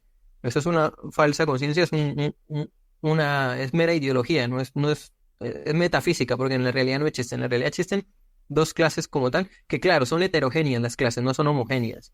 Dentro de la burguesía hay tipos de burguesía, y dentro del proletariado pues está el lumpenproletariado. También está el pequeño burgués, que es una persona que puede ser dueña de un medio de producción, de un pequeño medio de producción, pero también trabaja, depende de su trabajo para vivir. Es decir, una señora que tiene una panadería y contrata empleados. Claro, ella trabaja en su propia panadería, necesita, porque si ella no trabaja, pues no le da el negocio para. Ella es un pequeño burgués, es clase trabajadora. La pequeña burguesía es clase trabajadora. ¿Por qué? Porque si ella no trabaja, no le va a funcionar el negocio. Aunque por más que contrate mano de obra proletaria de trabajadores. Gente que cree que porque tiene un pequeño negocio ya es un burgués. No, sigue siendo trabajador, un pequeño burgués. También hay que aclarar la distinción entre burgués y proletariado. Originalmente burgués significaba una persona que vivía en los burgos. Antiguamente no tenía un nombre o una connotación negativa en Burgos, solo era una connotación entre los que vivían en el campo, los campesinos, que vivían de la tierra, y los que vivían en los burgos, que eran las ciudades las fortalezas, las ciudades amuralladas. Y los que se concentraban en estas ciudades se dedicaban por lo general al negocio, a hacer negocios y a comprarle, no sé, los productos que cultivaban los que estaban en el campo, y bueno, ellos revendían y contrataban empleados, y bueno, así fueron acumulando poder económico las personas de los burgos. Pero eso es a lo que se refiere con burgués, que a veces se usa como sinónimo de capitalista. Pero burgo significa ciudad. De hecho, hay un montón de ciudades y de países que tienen el nombre Burgos, no sé, Edimburgo, Hamburgo, Luxemburgo, Estrasburgo, Gotemburgo, no sé, Bruselas. Bruselas significa de francés, Bruxelles o alguna cosa así, que significa burgo. Bueno, San Petersburgo en Rusia, bueno. La cuestión es que estas dos clases sociales contradictorias, la burguesía y el proletariado, surgieron como tal, o sea, tienen su origen en el feudalismo, en la Edad Media, en la Baja Edad Media, esas primeras relaciones entre capitalistas y entre burgueses y trabajadores y proletarios. Pero bueno, esto es lo que caracteriza el modo de producción capitalista realmente, que aunque tuvo su origen en el feudalismo, tuvo su desarrollo y su evolución. Y en el capitalismo, y como decía, el capitalismo conserva cosas todavía de modos de producción anterior, restos que le quedan, porque como le decían, toda ruptura y continuidad del feudalismo y del esclavismo tiene todavía cosas. Y esta relación entre los burgueses y los trabajadores, entre los capitalistas y los trabajadores, entre burgueses y proletarios, es lo que llamamos dialéctica de clases. ¿Y qué pasa con la dialéctica de clases? Bueno, nosotros como trabajadores no solamente ocupamos un lugar en el mundo económico, como clase social, sino también ocupamos un lugar en el mundo político, como clase nacional y como nación. Y también estamos en relación y en dialéctica con otras sociedades políticas. El mundo está dividido políticamente en naciones, en estados-naciones. Y recuerdan que les dije que la distinción entre un burgués y un proletario es la propiedad de los medios de producción, el que se adueña, el que se apropia de los medios de producción. Bueno, eso significa también que cuando una sociedad política se apropia de un territorio, de la patria, del territorio, no sé, México, el territorio mexicano, también se apropia de ese territorio respecto de las demás sociedades políticas, ¿no? Entonces también es un tipo de propiedad de la que se excluye al resto de sociedades políticas, también entra en dialéctica, entonces, esa sociedad política con otras por ese medio de producción o por esa propiedad, que es el territorio. Entonces, hay una triple dialéctica, que es la dialéctica de clases, estados, imperios. Entonces, eh, esto no quiere decir, porque muchos marxistas lo malinterpretan, que esto no quiere decir que nosotros neguemos el internacionalismo proletario del que hablaba Marx, ¿no? Que neguemos la solidaridad que puede o podría existir entre clases obreras de distintas naciones, no. Lo que decimos es que para que exista real solidaridad entre naciones de trabajadores de distintas naciones, pues estas clases trabajadoras primero deben elevarse a la condición de clase nacional en sus respectivas naciones, conquistando el Estado para imponer la dictadura del proletariado, la dictadura de los trabajadores, porque la distinción no es entre, la contradicción no es entre dictadura versus democracia, eso es una falsa ilusión, no es como las sombras que nos proyectan en la caverna de las que nos hablaba Platón. La verdadera distinción no es dictadura versus democracia, sino dictadura del proletariado o dictadura de la burguesía. ¿Por qué? Porque la clase que es dueña de los medios de producción es la clase que impone sus intereses al resto de la sociedad. Es la clase que impone su ideología, sus gustos, su filosofía, su cosmovisión, todo lo que Marx llamaba la superestructura. Y la propiedad de los medios de producción es la base. ¿A qué nos referimos con esto? Como decía Marx, la ideología dominante de cada época es la ideología de la clase dominante. La música que escuchamos mayoritariamente es la música que le gusta a la clase dominante. La gente, la mayoría cree, ¿no?, que la burguesía, los capitalistas solo escuchan música culta, música clásica, no sé. Claramente nunca habrán estado en una fiesta de burgueses en un yate por allá con ellos para ver qué es lo que escuchan. La ideología que se transmite en las películas, en las radios, en los medios de comunicación, es la ideología de la clase dueña de los medios de producción. ¿Por qué? Porque miren, en una dictadura el Estado es el dueño de los medios de comunicación y de los medios de producción. Pero en una democracia, el dueño de los medios de comunicación y de los medios de producción es el dueño del Estado. Lo repito por si no quedó claro. En una dictadura, el Estado es el dueño de los medios de comunicación. Pero en una democracia, el dueño de los medios de comunicación es el dueño del Estado. ¿Por qué? Porque al ser dueño de los medios de comunicación, pues controla lo que piensa la gente, controla la opinión popular. Y al controlar la opinión popular, pues controla lo que se vota. Así de sencillo. Entonces, por eso decimos que hay una dialéctica entre estas dos clases y que se necesitan la una a la otra para sobrevivir. O sea, sin burguesía no puede haber proletariado y sin proletariado no puede haber burguesía. Por eso hay muchos que afirman que, con esto de la automatización, que cuando las máquinas y las IA se hagan todo el trabajo, muchos piensan que, bueno, se va a acabar los trabajadores se van a quedar sin trabajo y bueno, y cuando eso pase, si es que pasa, si es que las máquinas llegan a poder hacer todo el trabajo manual, hay muchos que sostienen que es cuando más cerca vamos a estar del comunismo. Claro que la manera en la que se llegue, pues ahí podrá ser problemática, ¿no? Pero cuando no hayan trabajadores, o sea, cuando no hayan proletariado, solo haya una clase y los trabajadores sean las máquinas, los robots, y entonces va a haber una clase que es dueña de esos robots o de esas máquinas y no van a haber trabajadores que dependan de vivir de su trabajo, ya sea porque se murieron de hambre todos o porque de alguna manera se acabaron. Bueno, eso va a ser un cierto modo de producción comunista porque no va a haber una dependencia entre estas dos clases sociales. Claro, van a surgir otro tipo de contradicciones que no podemos saber cuáles sean. Pero por eso hay muchos que opinan que cuando las máquinas reemplacen todo el trabajo humano, pues es cuando más cerca vamos a estar del comunismo, porque es esa precisamente la contradicción que busca acabar el comunismo, o resolver esa contradicción que hay entre los que venden su fuerza de trabajo y los que los que viven de comprar la fuerza de trabajo de los demás, que viven del trabajo ajeno. Entonces, retomando un poco, esto es la dialéctica de clases, estados e imperios. Ahora, ¿qué busca el materialismo político cuál es la posición del materialismo político respecto a esta dialéctica de clases, estados e imperios? Bueno, pues en cada uno de esos tres momentos, que es una misma dialéctica, ¿no? La dialéctica de clases es interna dentro de una sociedad. La dialéctica de estados es la forma en la que la sociedad dominante, por ejemplo, de Colombia, de Argentina, de Perú, la sociedad dominante dentro de la dialéctica de clases de Perú o de Colombia, va a haber una sociedad dominante que es la que controla ese estado. Esa clase dominante va a entrar en relación, en una contradicción, en relaciones con las clases dominantes de otros estados, de otras sociedades políticas. Esa es la dialéctica de clases. Ahora, dentro de estas sociedades políticas se pueden unir y conformar bloques más poderosos, uniones de estados, construir un imperio. Un imperio es una estructura ya supraestatal, una unión de varios estados, como era el Imperio Español, que tenía varios reinos, como era la Unión Soviética, que era un imperio. La Unión Soviética era un imperio y Stalin era un emperador, una figura de un emperador. Claro, muy distinta a lo que se conoce como emperador, pero Stalin, por mucho que les duela a algunos, pues fuera una especie de rey filósofo. Fue el último rey filósofo, el último emperador filósofo que ha tenido el mundo cristiano.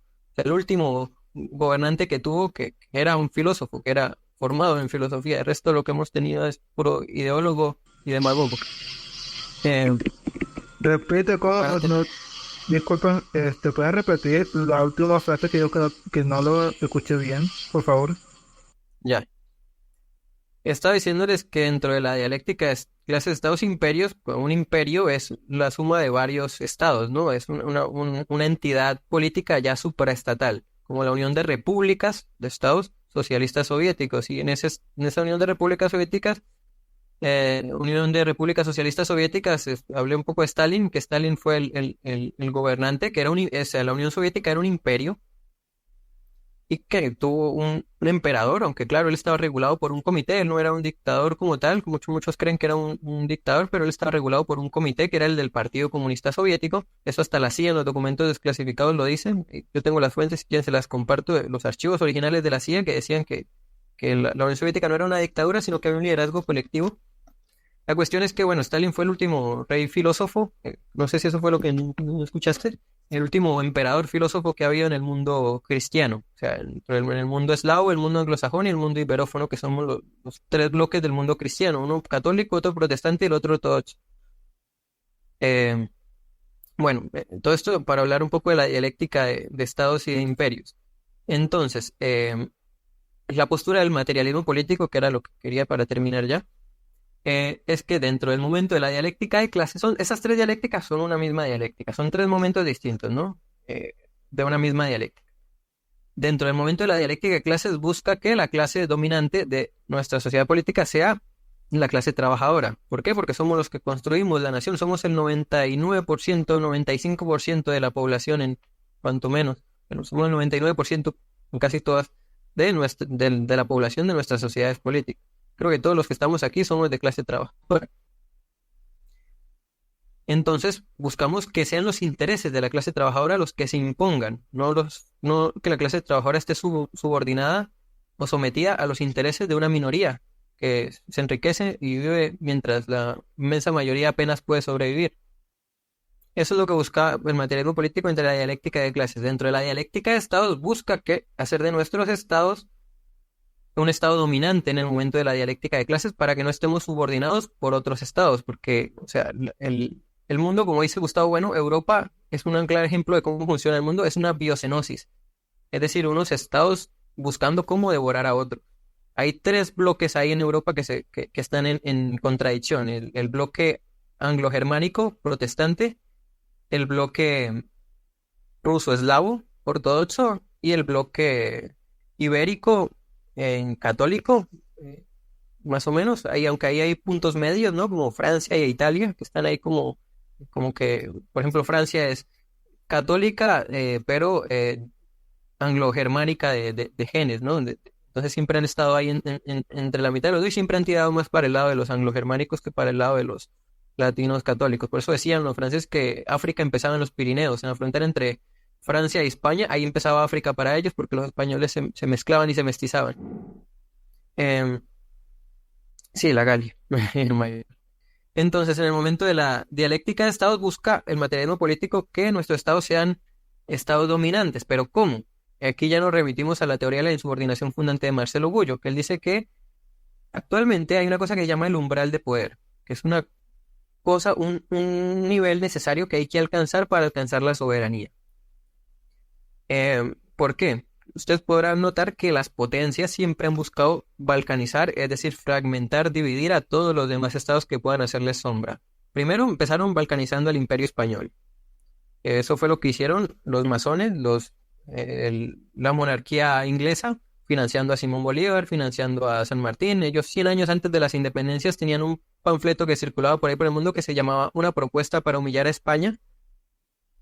Bueno, ellos estaban buscando cómo hacer caer al Imperio Español desde los tiempos o sea, estamos en guerra los latinos mezclando a los españoles, o sea, los que descendemos de Roma, del Imperio Romano, contra los anglo-germánicos desde tiempos de Roma, de antes. Incluso están en guerra nuestros pueblos. Ellos siempre han buscado cómo tratar de someternos, parasitarnos. Por ejemplo, muchas de las causas por las que cayó el Imperio Romano fue por las invasiones de los los nórdicos, los vikingos, los bárbaros. Ellos iban por ahí saqueando pueblos, parasitándolos y esclavizando gente y terminaban de saquear todo un pueblo y se iban para otro y lo invadían y para ellos era un honor morir luchando. Ellos, si morías luchando en una guerra ya invadiendo otro, pues ganabas el cielo. Entonces hemos estado en dialéctica. La dialéctica de estados también ha existido siempre. O sea, tampoco es un invento de nosotros como la dialéctica de clases. No es algo que nos inventemos nosotros, ni un invento de Marx, ni de Gustavo Bueno, ni de nadie. Es la geopolítica. La geopolítica es la dialéctica de estados. Eso ha existido siempre. Es un fenómeno que sencillamente se da. No es que uno se lo esté inventando. Entonces, los anglo-germánicos, por ejemplo, han estado en guerra con nuestros ancestros desde tiempos memorables, de 2000 años atrás, mínimo, o sea, mucho más, cuando era el Imperio Romano.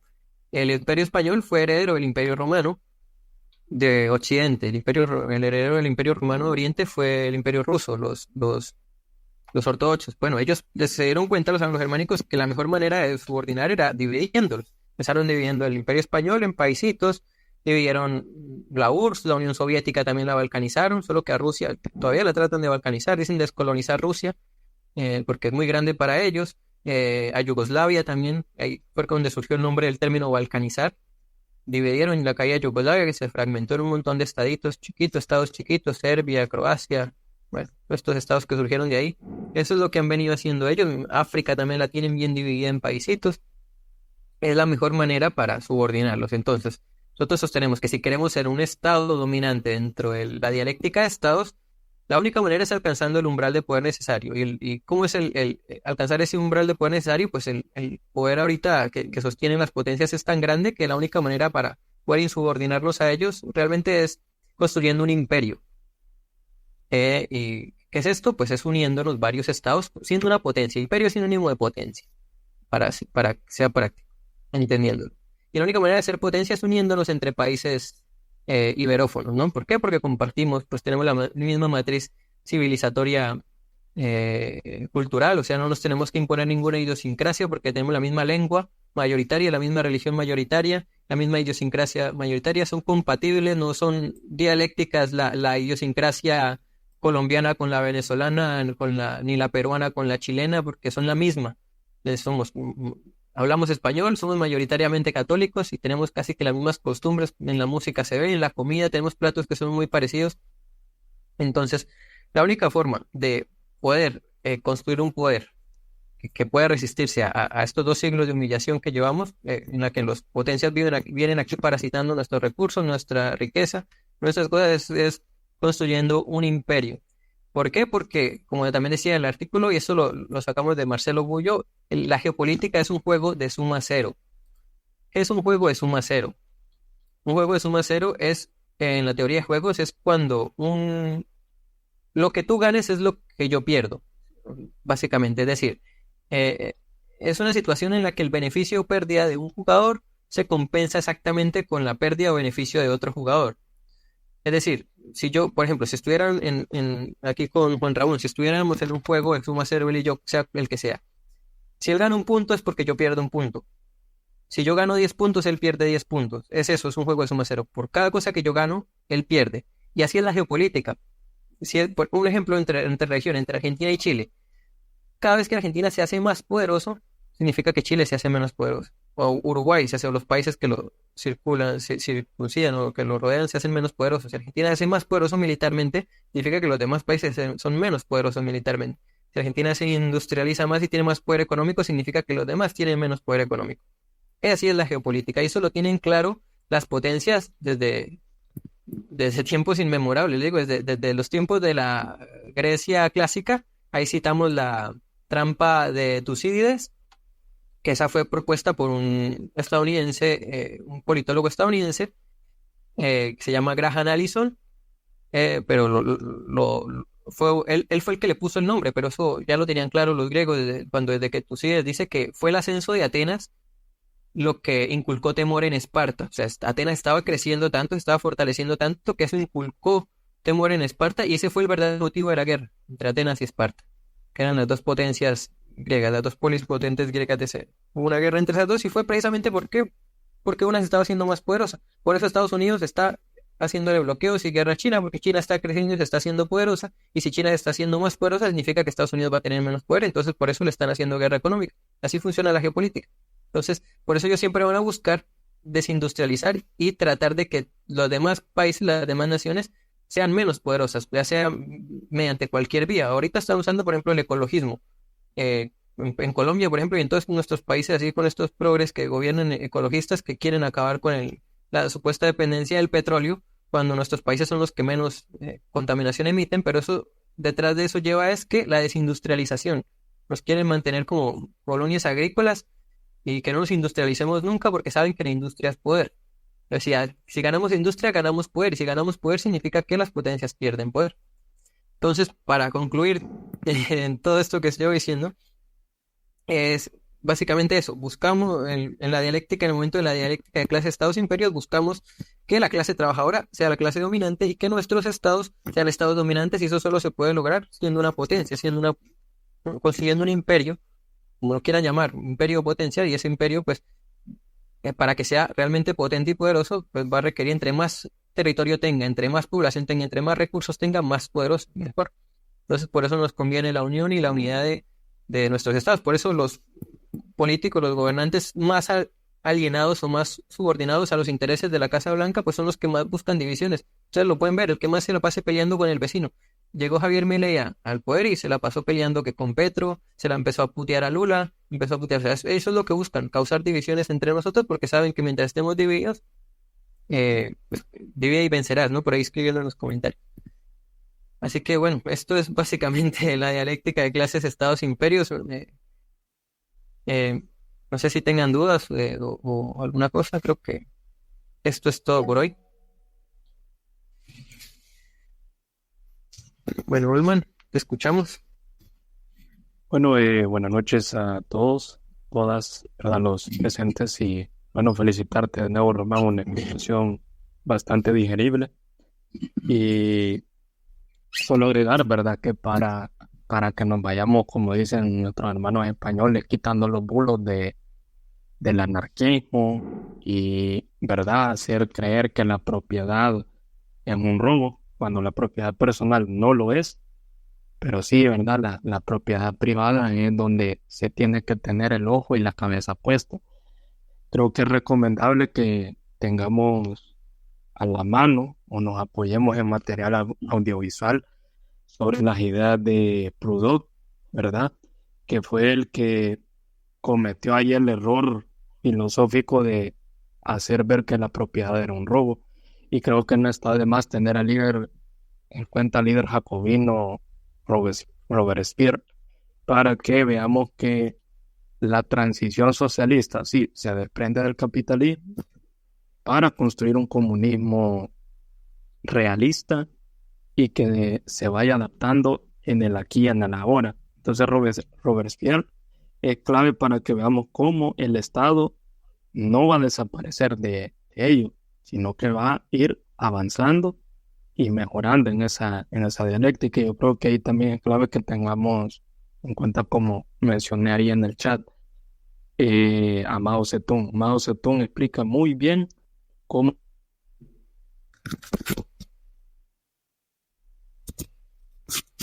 ¿Se te cortó? ¿En dónde me quedé?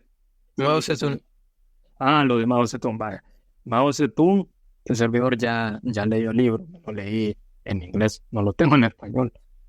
Entonces, Mao Zedong te explica bien cómo podrías ir agarrando el toro por los cuernos, por así decirlo, para ir construyendo ese socialismo de transición lo más fuerte posible y poder llegar al comunismo. Y no sé, Román, si podría repetir como lo que dijiste de el Estado es el dueño de los medios de comunicación y así, por favor, que eso no me Sí, queda claro. sí, claro que en una dictadura el Estado es el dueño de los medios de comunicación y de producción en general. Pero en una democracia el dueño de los medios de comunicación es el dueño del Estado. Y tú hablaste algo de la propiedad que también me gustaría también aclarar por si hay algún mito por ahí, alguien que se cree este mito de que el comunismo se opone a la propiedad, ¿no? Que creen que en el comunismo uno tiene que compartir sus calzoncillos, compartir el celular, compartir su ropa, ¿no? Por eso Omar Eso es distingue mentira. entre propiedad privada de los medios de producción y propiedad personal. La propiedad personal no se toca, la propiedad personal es lo que uno ganó del fruto de su propio trabajo. La Es propiedad lo que te privada regalan es incluso. y la propiedad Uy, privada de los medios de producción, que oponiéndose a estos anarquistas, a Bakunin, a Proudhon, que ellos decían que la propiedad es un robo, pues claro, ellos estaban en contra del Estado, pero todo Estado, toda sociedad política, pues es la apropiación de un territorio y de los recursos. Una sociedad que se apropia de un territorio generalmente por la fuerza, según se desarrolla la capa cortical, que eso lo vamos a ver después en próxima sesión, las capas del Estado, capa basal, capa cortical, capa conjuntiva. Bueno, y dentro de esa sociedad, dentro de ese territorio, se organiza esa sociedad y se distribuyen los bienes de alguna manera, ¿no? El derecho de propiedad. ¿Recuerdan cuando hablamos del origen de la sociedad política, las leyes escritas y todo? Bueno, la propiedad surge ahí, cuando surge la sociedad política, cuando surgen las leyes que establecen quiénes son los dueños, ¿no? Esa apropiación de ese territorio puede ser individual o puede ser colectiva. El comunismo no niega la propiedad, sino dice que los medios para producir, o sea, ¿han escuchado ese refrán, o ese dicho por ahí que dice la tierra para el que la trabaja? La tierra es del que la trabaja. Bueno, es básicamente, sí. básicamente es eso. A ver, Carlos, te escuchamos. Porque si uno se pone a mirar, quien realmente quiere abolir la propiedad privada de los bienes privados es el neoliberalismo, porque ya hoy en día ya nadie puede comprar una casa, todo se tiene que rentar. Totalmente. Entonces, Sí, así es. entonces para que miremos las cosas, ¿cómo vamos? Porque va a llegar un punto en la vida que hasta la ropa la vamos a tener que alquilar. Totalmente. Y lo dice Carlos que estudia economía. Y esto lo dijo Marx, es que esto lo dijo Marx, no me acuerdo en qué obra, pero él dijo que el que va a acabar con la propiedad privada es el capitalismo, no el comunismo. Y eso lo vemos cada día más, ¿no? Cada día son menos personas los que pueden comprarse una casa, los que pueden comprarse ropa, los que pueden comprar hasta comida, cada vez es menos. ¿Por qué? Porque todo se encarece y todo se concentra cada vez en menos manos. Entonces va a llegar un punto en el que ya todo va a ser va a estar en manos de una minoría cada vez más pequeña y la mayoría va a Oye, estar desposeída. agrego algo, Román, también a lo que ha dicho el compañero y vos. Ahí te das cuenta por qué también hoy en día mucha gente no quiere formar familia. O no es que no quiera, sino que no puede porque las condiciones actuales materiales que te dicen, no te estés tirando ese reto ahorita, porque sabemos que, ¿verdad? Sé que la situación económica, ¿verdad? De lo de la jubilación también sé que en cada país hermano de Iberoamérica puede hacer que sea distinta, pero hasta eso te da a decir que hoy en día es bien difícil también formar una familia, además de acceder a la vivienda, etcétera.